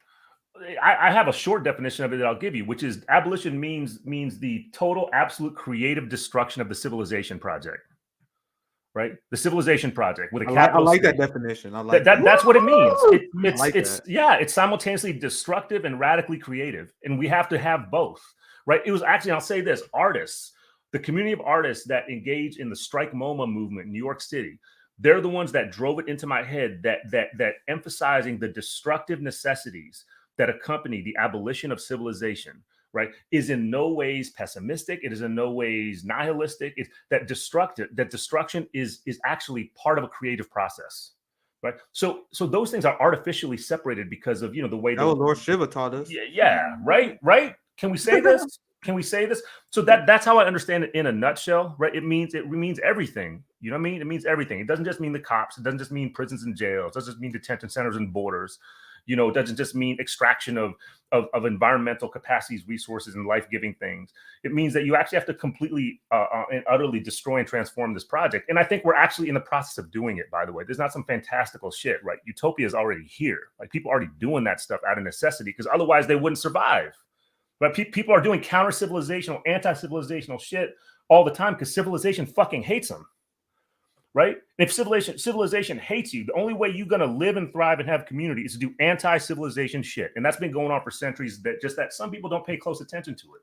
I love that. I'm going to get you in here as well, Awkward. But as you guys know, Lord Shiva, I'm not religious, but, he's the god of destruction. Through destruction, that's how you come with creation. And that's a big part of that Hinduistic belief. But I think that there's a lot of truth in that. And that's what the smart abolitionist approach and educational messages is. Through the destruction of this corrupt system, we can birth something better. And that destruction, a lot of people fear that. And I think through more education, we can get people to be more cognizant of the idea that if through this destruction of this system, that something better will come. But Awkward, I think you're muted, so I'll pass it to you if you want to add to that. Awkward. I think that's education is the biggest role for us right now. I think when we created the 10 demands, we had an idea, and believe me, it still works. The idea that this could be taken to a city council directly, right? And we sent them to protesters, and they were used during the George Floyd protests. But I think the other part, probably the bigger part, is the education. And we've all mentioned it, I think, at one point or another, just telling stories, how we tell stories, to whom we tell stories, who gets to tell the stories, where, et cetera. And, the stories that Dylan is referring to, of these anti-civilization efforts or whatever, they are existing all over the place in this country right now. And the more we know about that, the more we can be open internally to explore things with or without these conversations Dylan's talking about, that we've been taught since birth are just absurd or not even, worth considering. In Chicago, this last election, they voted decisively, across the wards, what would it be, 93%, 97%, something like that, all in favor of non-police response to crisis and for public mental health centers. These and we're talking about the highest numbers being in the very Black communities that mainstream media is constantly telling us is vehemently opposed to abolition and strongest in favor of safety in their communities, which of course means via policing. I want to get Zoya, is there anything you want to add before I move on? Because we're about 35 minutes in. I want to cover any last thoughts on the demand, and then I have a side topic that I want you guys to respond to regarding policing while you guys are here. So Zoya, anything else you want to add? And I'll go around and give you guys final thoughts on this demand. Anything else that you want to share? Go ahead, Zoya. Yeah, and if you could just throw up the image that I DM'd you. Here it is. Here it is. This is it's rough, but we need to see it. So go ahead, Zoya. You can introduce it. It's just images from the George Floyd protests, and these aren't even the worst ones, sadly. But I don't think that even just by looking at these people, that they presented any sort of danger by being out there and protesting, which is their legal First Amendment right to do. And yet the thugs that our police department attacked these unarmed civilians to this degree, causing permanent damage and harm. And And I don't, go sorry, ahead, Zoya. I was about to ask, what do you guys think this is meant to accomplish? This is so people are scared to go out and protest. They know, look at these people. Do these people like radical domestic terrorists? These are ordinary people, and they do this. Man. So you don't go out and protest. But sorry, Zoya, I want to get you in here. I didn't mean to cut you off. Go ahead, Zoya, and I'll get you in there, Dylan. no, and Can I we just hold on one second? I'm just curious if it before this is over, we can talk about that image more. Yeah, and I just wanted to say that's also all a result of using rubber bullets. People use the term rubber bullets. They don't understand that it's about the size of your fist.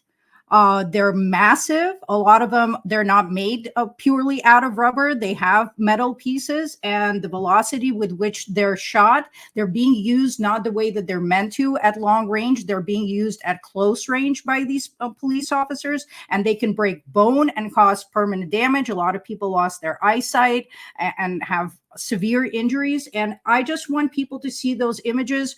For the ones that might be on the fence, the term of abolition or defund scares them, or they have an investment in the status quo, so they want to pretend that the police are out there creating civility and safety. But this is the reality of what police action does. They are harming people that have never been convicted of a crime, that are simply in the streets expressing their feelings, expressing their rage. How can that treatment be legal in a civilized society? How can we be funding this?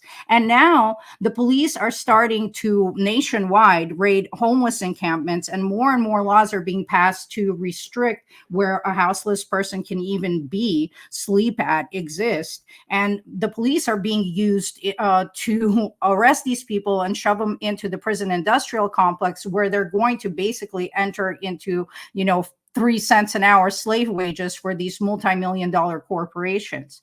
And these conversations that Dylan was touching upon is the essence of organizing and community, having conversations with people, finding what you have common ground on and organizing around that. It's not as fun or sexy as raging against politicians or, talking about something that has high drama. There's no instant gratification, but this isn't a thing that needs to be done. Abolition, it's not just like a thing we need to go out and do. It is a lifestyle we must adopt. We must start living in connection with each other, not separation. And once we have that strength of community and independence from the system, then we can really organize general strikes and peaceful protests that force their hand. Well said and beautifully said. As always, Zoya's love, Zoya's life. Zoya's life. And I want to get Dylan in here. Awkward, you can chime in as well. If you want to respond to anything Zoya was talking about, you also can talk about the demand as well. Go ahead, Dylan. I'm just glad to be in community with y'all. Let me just say that once again. I'm really glad we gotta have you back on, man. Hey, I'll come anytime anytime you invite me. I'm down to be here with you. I just appreciate and love this. And I embrace the people that are doing the chat. Like, this is good shit right here. I'll just add one thing to what Zoya, what Awkward, and what you, Nick, have been talking about, which is what we've been talking about for the last 45 minutes or so is the depth and the complexity of a condition of terror. It is a one-directional condition of terror. It is terror that is created and performed and militarized by the state. It's directed at people engaged in various forms of freedom struggle. And in response to terror, we have to do a lot of shit, right? Demand 7 is one of them. Right, making militant policy and juridical demand is one of the responses. I will add that tied to that is, I think we need to enrich and become much more militant and much more serious and rigorous in developing our collective conversations about what it means to engage in self-defense against this climate and condition of terror. Yes. We talk about Awkward. Yeah, I mean, I and we as a group talk about community self-defense a lot. It's interesting, when we created, this is more, I don't know, behind the scenes stuff, but like I think the 10 demands may need, well, listen, this exists already. I mean, interrupting criminalization, they definitely have this out there. Critical resistance maybe as well. But I was just thinking, like, to your point, Dylan, that there should be like a parallel set of demands on ourselves, because these demands are put on others with, of course, the participation of ourselves, like an independent community review board of police until they don't exist clearly involves us, the community. But beyond that, yes, like what Dylan's talking about, specifically, how do we protect ourselves? How do we do community building, mutual aid, etc. So that's something we can think about offline. But I don't think we need to reinvent the wheel. And to that note, for anyone who's new to us, our website isn't just a list of our demands. We have so many resources from other people, including Dylan, who've been doing this even longer than us for the most part. And if, are just really able to put it in a way that you can understand it.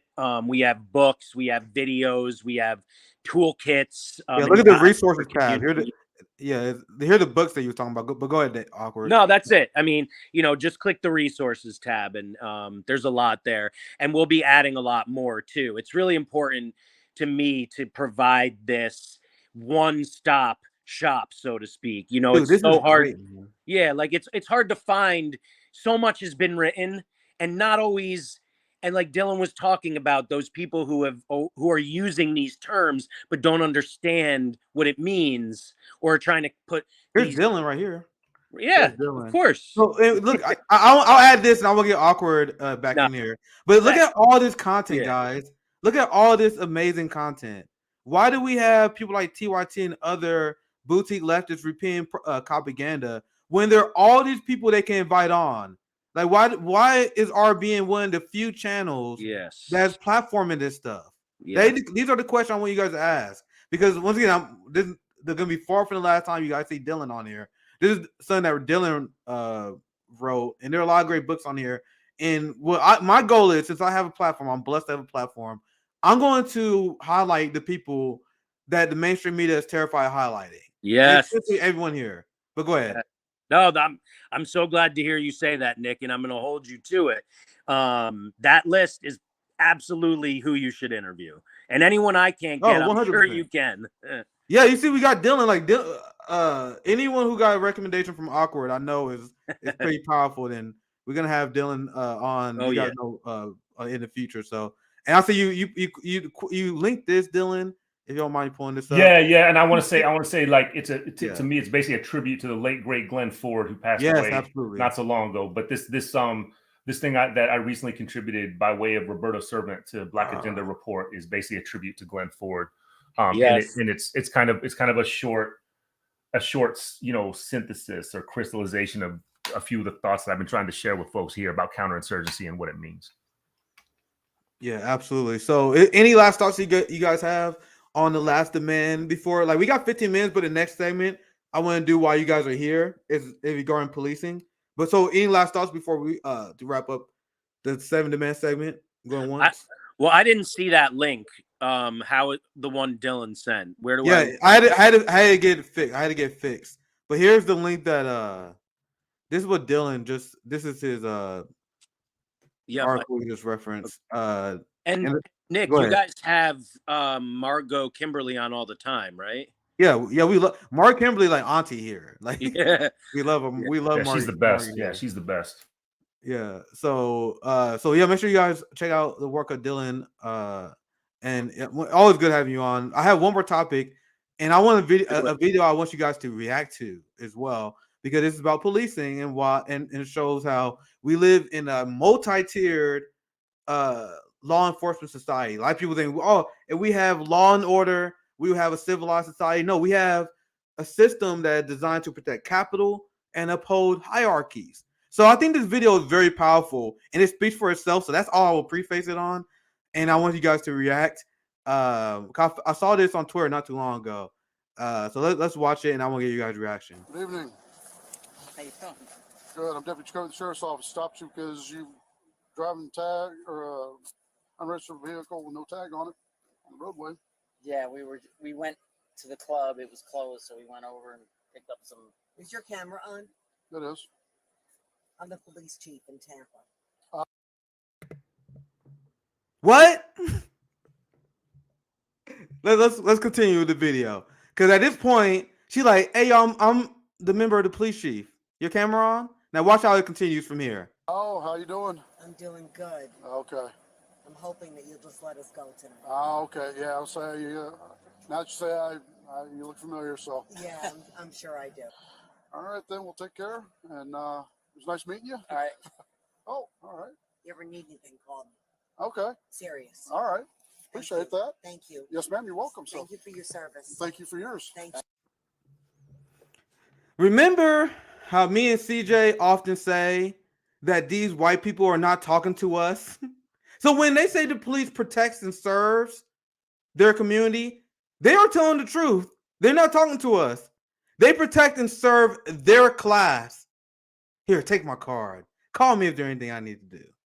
Hey, I'm a chief of Tampa Police. You can surely let me off, right? These boutique capitalists, they know what the police role is, despite how much they want to gaslight workers. They know they're there to protect them. They know if they have someone in the family that's a police chief. You think that person haven't used that card the first? You think that the first time she used that? I talked to a friend. I'm not gonna reveal her identity on here, but I talked to a friend. I'll tell you guys the story how she was a victim of domestic violence from the police, but she got off because the person who did it was the brother of the police chief, and they got off because of that. So how many times do you guys think this happens, right? So as we say, they are talking to each other. When they say the police protect and serve, they are right. They protect and serve their class. So I want to give you guys' reaction to that video. I'll start with Awkward, and then we go Dylan and Zoya. If you guys have any reactions to that, I think that backs up our point that these police are not here to serve us. Ironically, I think people have a problem with you, Nick, because you talk too much about class, right? Maybe you don't talk enough about your skin color. Ironically, I probably talk more about race than anything else. So I'm going to point to the fact that you've brought up class many times and just, give another example. There is a guy named Temujin Kensu who has been in prison in Michigan for 35 years now, maybe. And the reason is because a police officer killed somebody, or the son of, and I interviewed him. The details are available, on my site and stuff, but and elsewhere. It was the son of a police chief killed somebody. Temujin was 350 miles away or something, and he's still rotting behind, in a cage, but sick with so many things, because they don't get health care, and trying to provide legal services for others in prison. He's doing everything he can to help everyone around him, as he nears the end of his life, because someone knew someone else, and he's white. So that was, I forgot that part, right? So it does happen just because you're not part of that clique, right? Yeah. It can be as simple as that. Yes, and I often talk about, and we preach to the show all the time. I get people who are race reductionists who hate me, and I get people who class reductionists who hate me. I get it from both sides. Oh, I know. So I know. I could always have my back, but we preach on this show all the time, and we had Dr. Kareem Batesh. We had a lot of main experts explain this. Class is race, and there's literally no reason to separate those. And since we're talking about policing, there was a study done in South Carolina that showed 60% of the people who was impacted by civil asset forfeiture are Black. That's the state stealing money from us because they know that we won't have the resources to win that in court. That is how the realities of our race affects our class. The fact that we had to pay higher interest rates, the fact that the state steals our money, the fact that we are 40% of the homeless population, the fact that we pay the most on medical debt. And this is the biggest blind spot. Did you The mention liberal- earnings on the dollar? I forget. I might have missed it. Yeah, it's something crazy. I don't know the exact stat, but it's something crazy like that. And this is the biggest blind spot of the liberals in the Democratic Party, because they think identity politics and just talking about race is all about, oh, we got Lloyd Austin as our defense secretary. We got Karine Jean-Pierre as the press secretary, who's going to manufacture consent towards the United States invading her own country. That is not how identity politics is supposed to be used. And I had a conversation with people who are critical of identity politics, but they like the way we do it because we do it based on the material. So I'm gonna call you anti-black if you're against Medicare fraud, because I know how that affects the reality of the black class. If you are anti-homeless, if you advancing and apologizing for the policies of Eric Adams, that is anti-black. If you build the prison industrial complex, that is anti-black. Kamala Harris is one of the most anti-black vice presidents we ever had based on her record. And this is the blind spot the Democrats miss, and that's why they can't reconcile with RBN's existence. Well, I'm glad we got people awkward that has our back. But go ahead, awkward, and I'll get Dylan and Zoya in here as well. I don't know if I was on mute. All I said was well said. That's it, man. Yeah. So let's get Dylan and Zoya. So I appreciate this is my first time on the show. So I just want to say I appreciate any place I can go where it seems like the premise is that the Democratic Party is a primary force of counterinsurgency. Yes. If we can begin, any conversation where we can begin from that premise means that we're going to probably get somewhere interesting and important in the process of working through. But as importantly, it'll help us identify who flimsy people are and who maybe some disappointing and sometimes unexpected enemies are. I think part of what these last 50 minutes have encouraged me and emboldened me to do is to further encourage everyone to identify enemies in ways that might be uncomfortable. Right? Yeah, that's exactly what RBN does. I love that you say that. This is what we have to do. We have to identify enemies, and one way I think to quickly identify people who are enemies or drifting into enemy territory is to look at complicities and interactions with the Democratic Party. There is nothing reconcilable. There is nothing to be gained from being directly involved or substantially involved with the Democratic Party. So there's that, right? Second thing I want to say, I'm a racial capitalism person. I'm also a Fanonist, right? So when I think capitalism and I think race and I think coloniality, I think of what Fanon famously said about how it is in the colonial context. The cause is the consequence, which is why the old classical Orthodox Marxist, definitions need to be rethought, because in the colonies you are rich because you were white, and you were white because you were rich.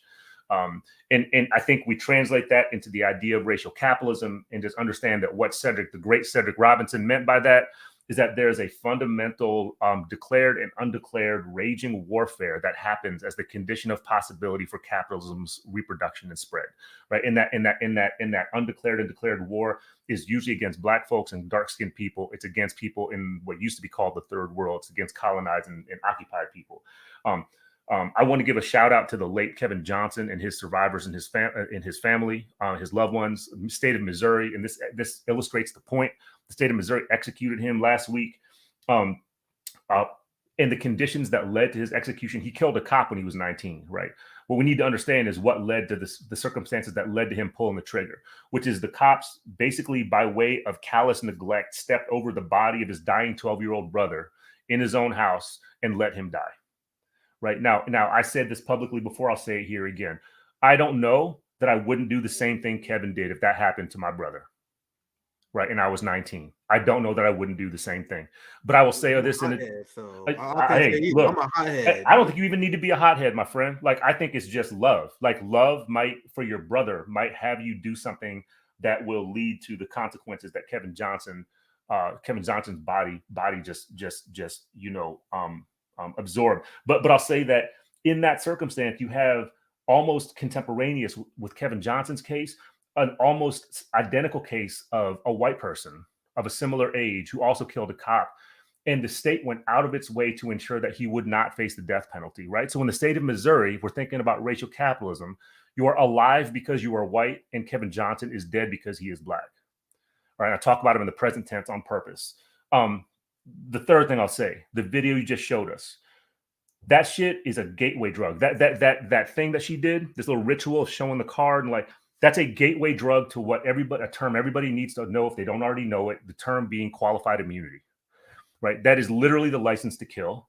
And what you see playing out in this kind of weird, benign, Karen-like situation on a golf cart is a version of that passage toward impunity, right? Police impunity, qualified immunity. And the last thing I'll say, that Tampa police chief needs to resign just because she got caught in a whack-ass golf cart. That shit is embarrassing. She should be embarrassed to get caught on a fucking golf cart. So she should resign. I'm pretty sure she resigned just because of that, because that shit is just so whack, Yeah, so embarrassing. She apparently she took a ton of heat. She paid some fine, and I saw a comment on here that said she retired. So she resigned. She didn't retire. She resigned. Yeah, she resigned. I mean, yeah. So, and I want you guys to know, apparently that cop turned that body camera in, and that's the only reason why the consequences happened. Imagine how many times this stuff happened, and she got away with it. Apparently a lot, because she was in the field for a long time. So she ran to finally the one guy, the one person who turned it in. But Dylan, do you have anything else you want to finish? And I want to get Zoya in here as well, if you had another thought. No, just appreciation to the community of people that you convene here, and I hope we can continue to activate around some of the insights and some of the conversation and incitement that we're engaging in. You guys are definitely going to see Dylan a lot more. Again, a lot more introduced to his work. Great having you on, and you guys are going to see more Dylan. Let's get Zoya in here, and then we do final thoughts, because we're going to wrap up here in the next 2-3 minutes. Zoya, any final thoughts that you have on anything that we shared or discussed today? Yeah, just in many ways, we have already lost our right to protest. We have to protest anyways. Just like those teachers in West Virginia that went on strike, even though it's illegal, we cannot let the system intimidate us. Protest historically is the most effective way to force change. There are many others, and they work in tandem, but putting their violence, reflecting it back at them in the streets, is the fastest way to make them pay attention. The system is not broken. It's working exactly as intended. And it will not change without us putting in the work and applying pressure. As far as safety, our schools aren't safe. Our food isn't safe. Our water isn't safe. We have an illusion of safety. So we have to give up the comfort of this cognitive dissonance and truly develop revolutionary discipline in everything that we do. There's a George Floyd happening every day. Just no cameras, so we choose not to think about it. And I just want to say that we cannot be afraid to lose. We cannot be afraid to be truly free. We must all take action ourselves every day and not wait one more day while this violence continues in our streets. Well said. Always powerfully said by Zoya. We're going to begin wrapping this panel up. I want to pass it to Dylan if you want to share where people can find you, any last shout outs. I appreciate you leaking this in the chat as well, Dylan. And I can plug this because we always want to plug as many actions as we can. The United Fair Workers are striking. UAW. UAW 2865. All right, cool. So they are on strike. Make sure you guys show support if you're in the area.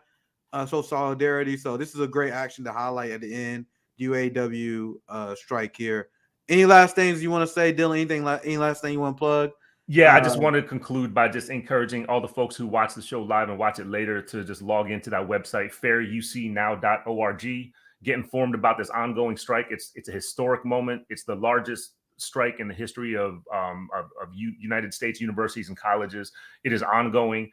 The University of California administration is evil as shit. The most recent offer they gave is fucking dehumanizing for these graduate student teachers and workers. And I'll repeat what I've been saying over and over again over the last week, which is the UC administration is maltreating, abusing, and destroying the very people who spend more time with undergraduate students in the space of 5 days than almost every administrator will spend with an undergraduate student in 5 years. So this is a vital strike if we're going to try to continue to have any traction within the terrain of colleges and universities, which in my view is really critical if we're trying to find spaces of relative maneuverability, because shit is getting so shut down everywhere else. So I think this is an important struggle. Please support it, folks. Yeah, thank you, Dylan, and definitely looking forward to having you on again, because we cover this. Like I cover police abolition probably more. second most than anyone independent media. Awkward probably has me beat. Like in terms of anyone independent, like in terms of coverage of the police state, me and Awkward, I would confidently say is leading the way. And I'm like almost every stream, almost every week, I highlight this stuff. So we definitely will be calling on you again for your expertise. Well, I'm gonna pop you guys out because I got some super chats to read, and now I'm gonna wrap up the stream after that. We're gonna do demand 8 here very soon. Just contact me, Awkward. We got to set that up. Dylan, you're always welcome for these conversations as well. So we're gonna do another of these panels hopefully here in the next week or two. So thank you guys for joining me. I'm gonna just read super chats and I'll sign out. So thank you guys. I'll pop you guys out, my friends. I'm glad that we was able to have this discussion on the heels of the Ryan Grimm conversation. Now we had a lot of people who got to see some true fire breathers. People I had a lot of respect for. People I started attending manage with. Good that we got a lot of views for this particular show. An educational approach to abolition. So I'm gonna get through a few of these super chats. Any other comments that you guys want to leave, feel free. I will make sure I don't leave any super chats off because we appreciate all the support, especially the amount of growth that we got recently. We talk about all the time how much they've been stifling our channel, removing sub counts, removing people likes. So please like, share, subscribe, support our Substack, support our Patreon. We've been getting a lot of support, and that's why we really ramping it up. What's up, Rome? We wrapped up our last panel. I'm gonna unmute you. You muted. I'm glad we had a lot of people who watching. I guess I get good. You good? Yeah, I just wanted to clap because this is a great show, man. This is a great show. I just want to say before you sign out, this was a great show, and I am glad that it transitioned over to you know what I'm saying, to this. Yeah, that's why I'm glad. That's why I'm glad we had Ryan on because I was like, yeah, this is perfect. We're gonna have people that come in for the drama, and then we're gonna spit some fire abolitionist talk at the end. Yeah, so I'm glad. Like we maintain we still got 600 viewers. Like not like everyone did after Ryan left. We maintained a lot of viewers after he left. So I'm glad that you guys able to stick around for that conversation. Yeah. So CJ, I'm just reading super chats before I leave. You guys can stay on if you want. No, I came just for the super chats. Okay, cool. Bounce back out of here. Yeah, I just let you guys know what I'm doing. So this is some of these super chats came from the Ryan Grimm segment. I didn't get a chance to read all of those. If you guys want to leave any other comments, feel free. I'll make sure I get to all the super chats at least. Thank you for the $5. The squad is effective. This is when I think he left this, if I remember right, when I was questioning Ryan Grimm about the effectiveness of the squad. But they have a take, right? The squad is effective. Their job is to make people think the only fight is an anti-Trump, pro-LGBT. Keeps people from working class, anti-imperialism. It's not like it'd be one thing if you have your unique focus, right? But not even that. They're weak on imperialism, right? Like if you're standing with the LGBTQ community, that is great. But how is funding the military-industrial complex helping out the trans community right now? How is arming Nazis in Ukraine helping the trans community?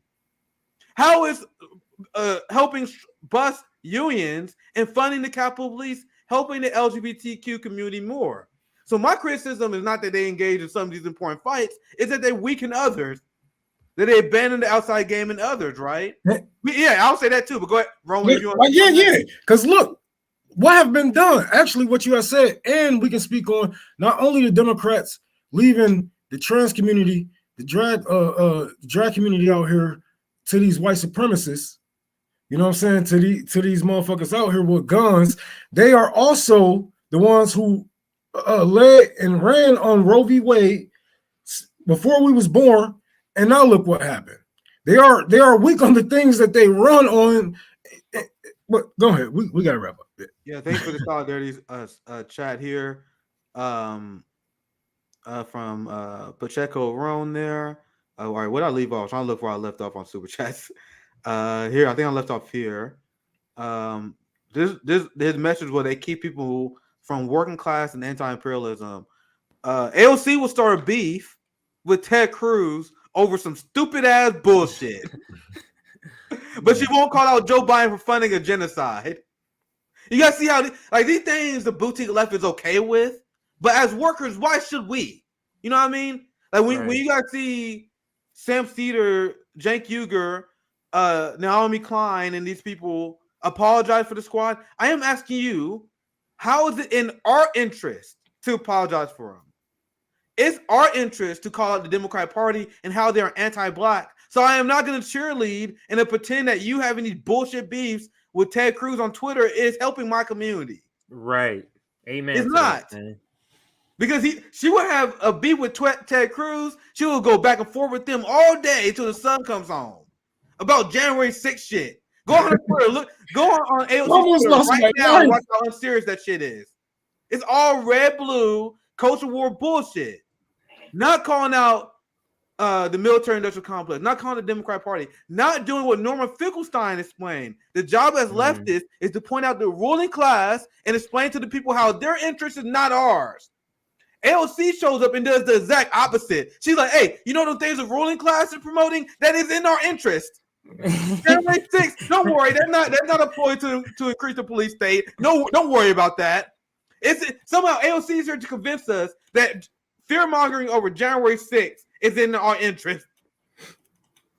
And a lot of boutique left misled workers. I was like, shit, that should have been us. We got real demand. Like, nigga, we would have been in that bitch like, okay, you got this motherfucker. We got like, come on, man. Like, we got like whatever. That should have been us. That's how I feel about January 6th. If you don't feel that way, then don't say that you were. You know, jealous. I was jealous like a motherfucker. Yeah. But we know the government has a lot to do with that shit. Anyway, you know, they want to let them people get as far as they had got if they really wanted to. You know what I'm saying? Like, they don't even let us protest in our own neighborhoods. So let alone, like, all right, then let's see some black niggas go out there and pull it January 6th. They show the power that the police really have out there.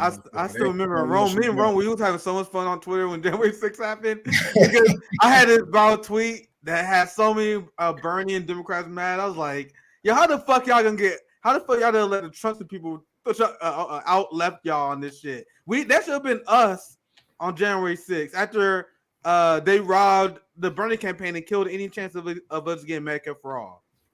Like, the second they killed any chance of us getting Medicare for all, we should have been doing that. And meanwhile, you got progressives like, oh my God, they threatened the state, the capitalist state. And you want to know what's so funny about this shit? Bernie really got cheated. Like, even if the Bernie people would have ran up and did some shit like that, Bernie really got cheated. And they said, like, yeah, fuck you. Yeah, January 6th was a publicity stunt gone wrong. Everything that the establishment says happened January 6th was bullshit. But the worst characterization of January 6th is what should have happened. Yeah, I said it. Everything they said happened that didn't happen is what should have happened to them. They tried to overthrow. I'm like, that's all it takes to overthrow America? You know, these motherfuckers giving me so many ideas. I'm like, shit, well, what? If that's all it takes, if they was going to overthrow the administration or a part of the government by doing some shit like running in a fucking building with no politicians in it. Okay. Whatever. Okay, right. That's all it takes, right? So how about this? Me and my niggas get our guns and we go get them white people in check and all the motherfuckers who ran up in that building. We just run a goddamn government. If that's all it takes. Rome, I love what you said. I don't remember when you said it, but I'm pretty sure you do. But when you said we need to get gangbangers, you know, the people who commit pointless violence against their own community, how about we get those people to gangbang for the proletariat? How about instead of gangbangers going after the ordinary workers, how about we radicalize those people and turn them into the revolutionaries we need to pour our own January 6th? Because like I know a lot of people get scared when we have these conversations, but remember what we talk about. Everyone has a role in the revolution. Like, if you a 46-year-old soccer mom, no offense, we're not asking you to be on the front line. We need you to show material support, maybe cook some pies. But I'm ready to do some January. You know what I mean? I'm not getting trouble. Now I'm gonna get trouble here, bro. And like, I love that somebody said this. Like, you know, gangs was originally for this, and this is why I banged 7-4. Well, I can't really say that, but whatever. You know, this is why we used to bang 7-4 is because Tookie used to tell us to take care of our neighborhoods, you know, protect your neighborhoods. Don't bring drugs on your block. Make sure your people ain't getting this and that. But, you know, it was a difference. And what the government did was put money in between a lot of broke people, put drugs in between a lot of broke people, and individualism.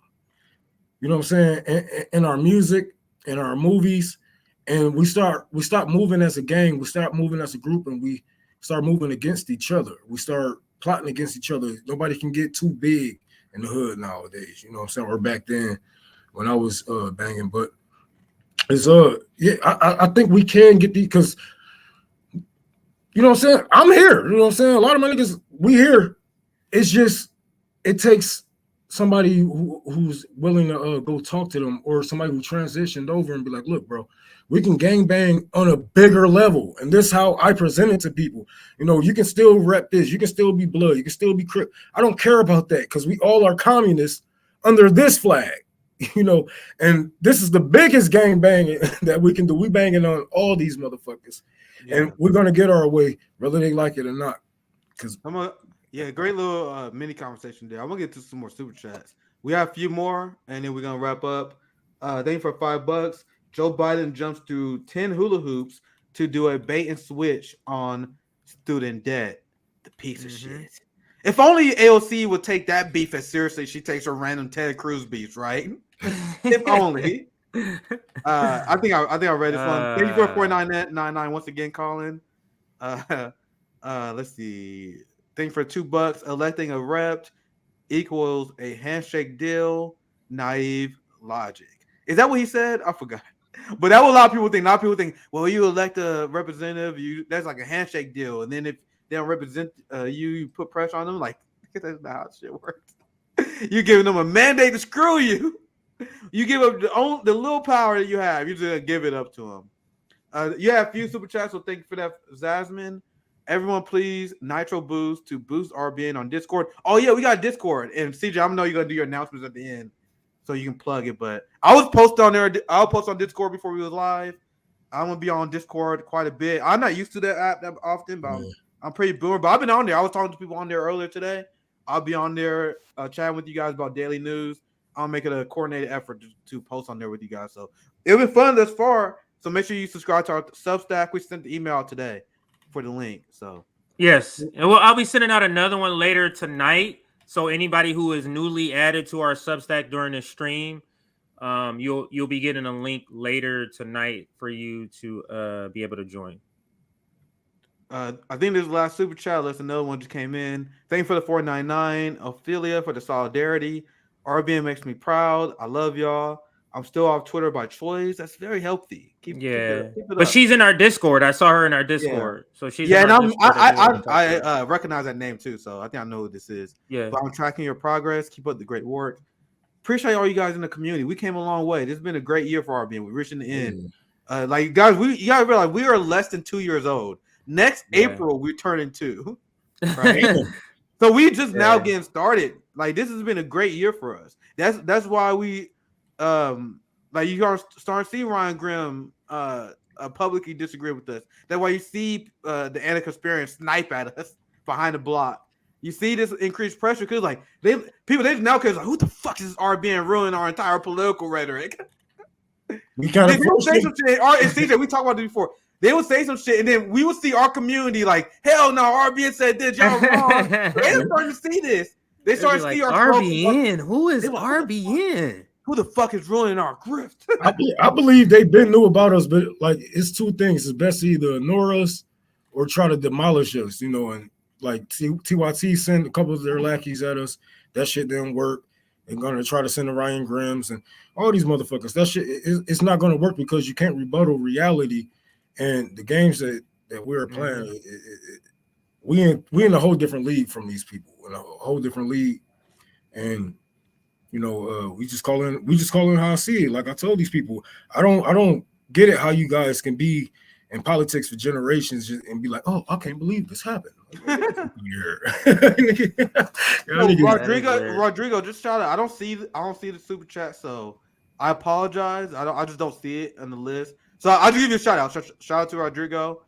Sorry, I don't see it anywhere, but not a shade. I apologize. I think I remember it. It was something about Vanguard, right? No, I think that was Colin. That was Colin chat. But I don't know. I missed it. I apologize, but I'll just give you a shout out, Rodrigo. Thank you, because seen a few of your comments before. Big shout out to Jen. Yeah, we've been here for less than 2 years. You guys say we still struggle with audio sometimes. we still have technical issues, so we just get started, and that's why I'm glad that we're able to get people closer to our political compass. That's what it's about to me. I don't want to lock myself into an echo chamber. I want to drag people to our side, and that is what we have done. So with that said, that's all my last thoughts. That's all super chats. I'm about CJ. I'll pass T for any ending announcements. Anything that you have? Yeah, I'm just gonna play the rollout video. Nick will be back, and all of us will be back tomorrow. Oh yeah, for I just say RBN what I got Live. next. Yeah, go ahead.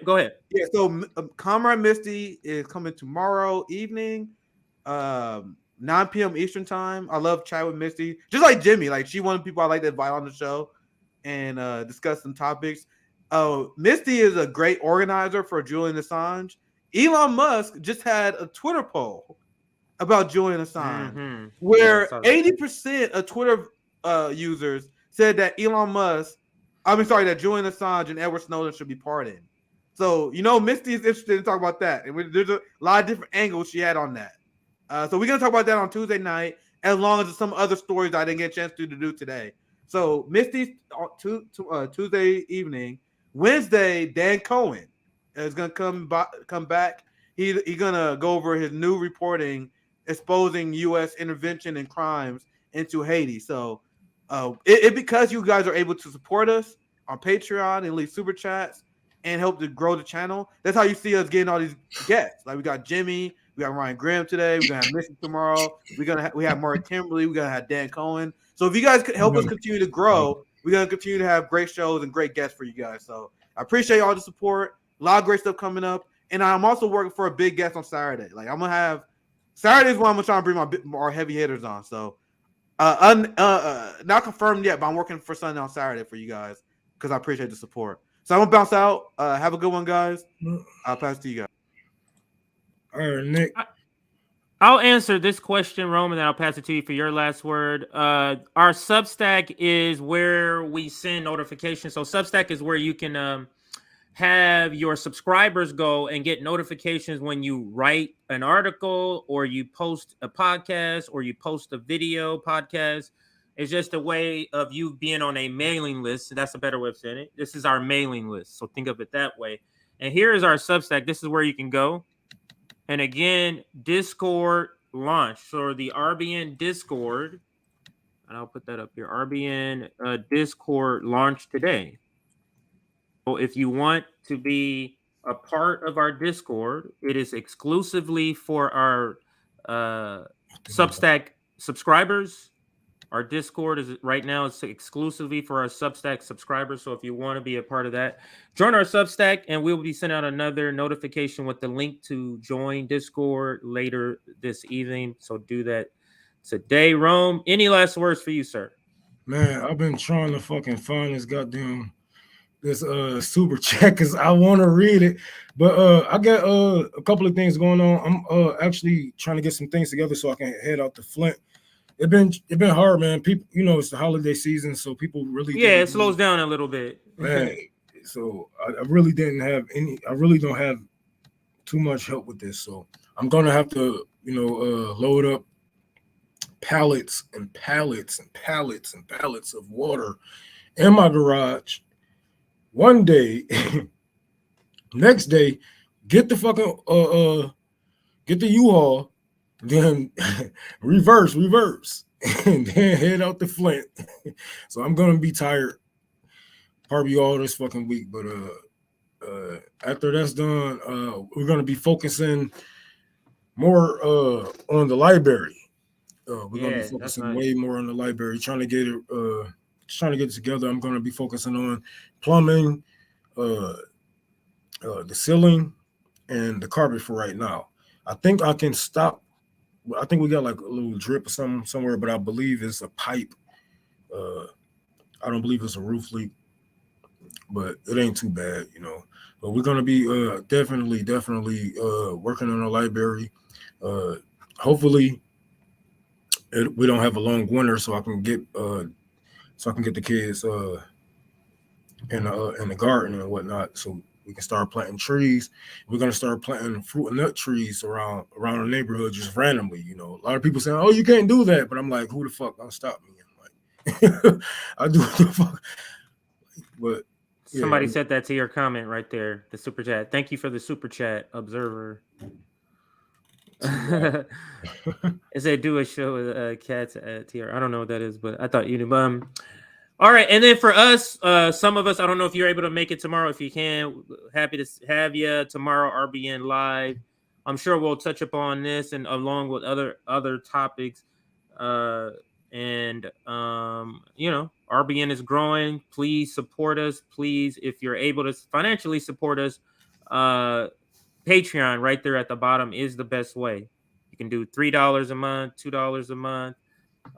That's the best way to support us. And whatever you could do. If you can't do any, just retweeting us is great also.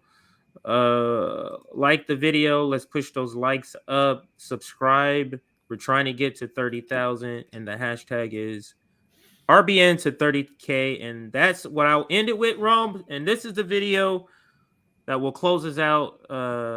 Thank you for watching, and we'll see everybody tomorrow for RBN Live. Take care. Since we met you people 500 years ago, look at us. We've given everything. You are still taking. It's true. I mean, where will the whole Western world be without Africa?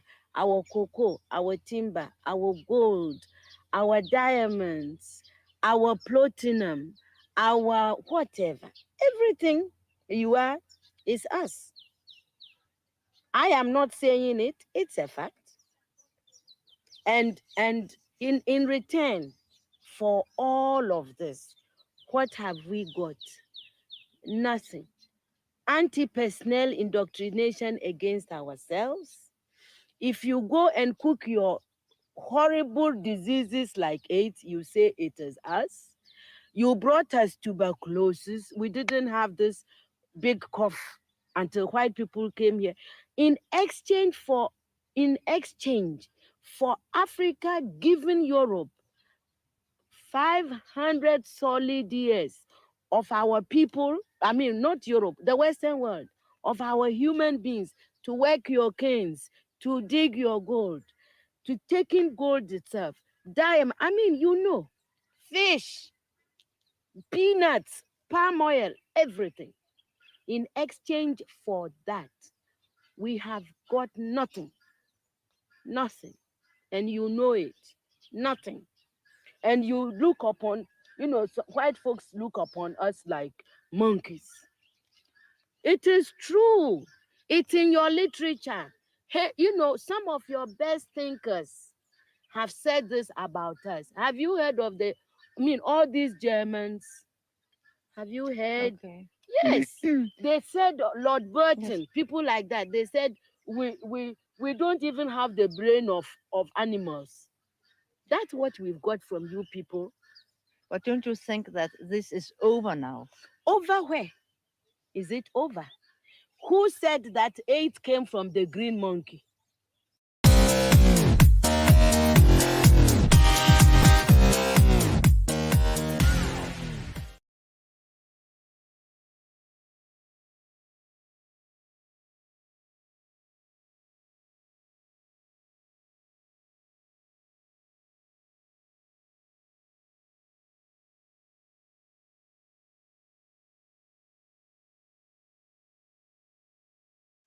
The day the Squad and Bernie voted for war credits for the Ukraine, that whole enterprise pulled, the progressive, turned into a rotting corpse.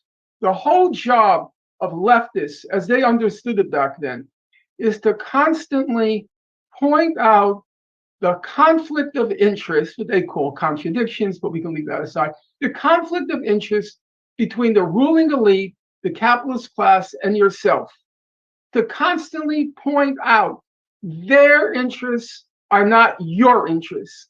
Their interests are not your interests. Don't be fooled. And for them, the hallmark of what you call class consciousness, the hallmark of class consciousness was seeing that fundamental conflict and cleavage between you, your class, your interests, and the ruling class. Now, let me be clear. That's exactly what Bernie did. He knew, he internalized, it was in his bone and in his blood, that tradition. And that's why day in and day out, and day in and day out, in both of his campaigns, he kept talking about there are a bunch of crooks. There are a bunch of crooks. Big pharma, bunch of crooks. And he did exactly what an old-time socialist would have done. Class consciousness. Their interests are not your interests. But then what happened? When it came to the foreign policy, all of a sudden, the bunch of crooks metamorphosed into a band of angels. You're telling me the same people who are cheating you day in and day out, stealing your wealth, stealing your labor, the same people are suddenly heartbroken by what's happening to the Ukrainian people? Are you telling me that? They're suddenly so concerned about the Ukrainian people?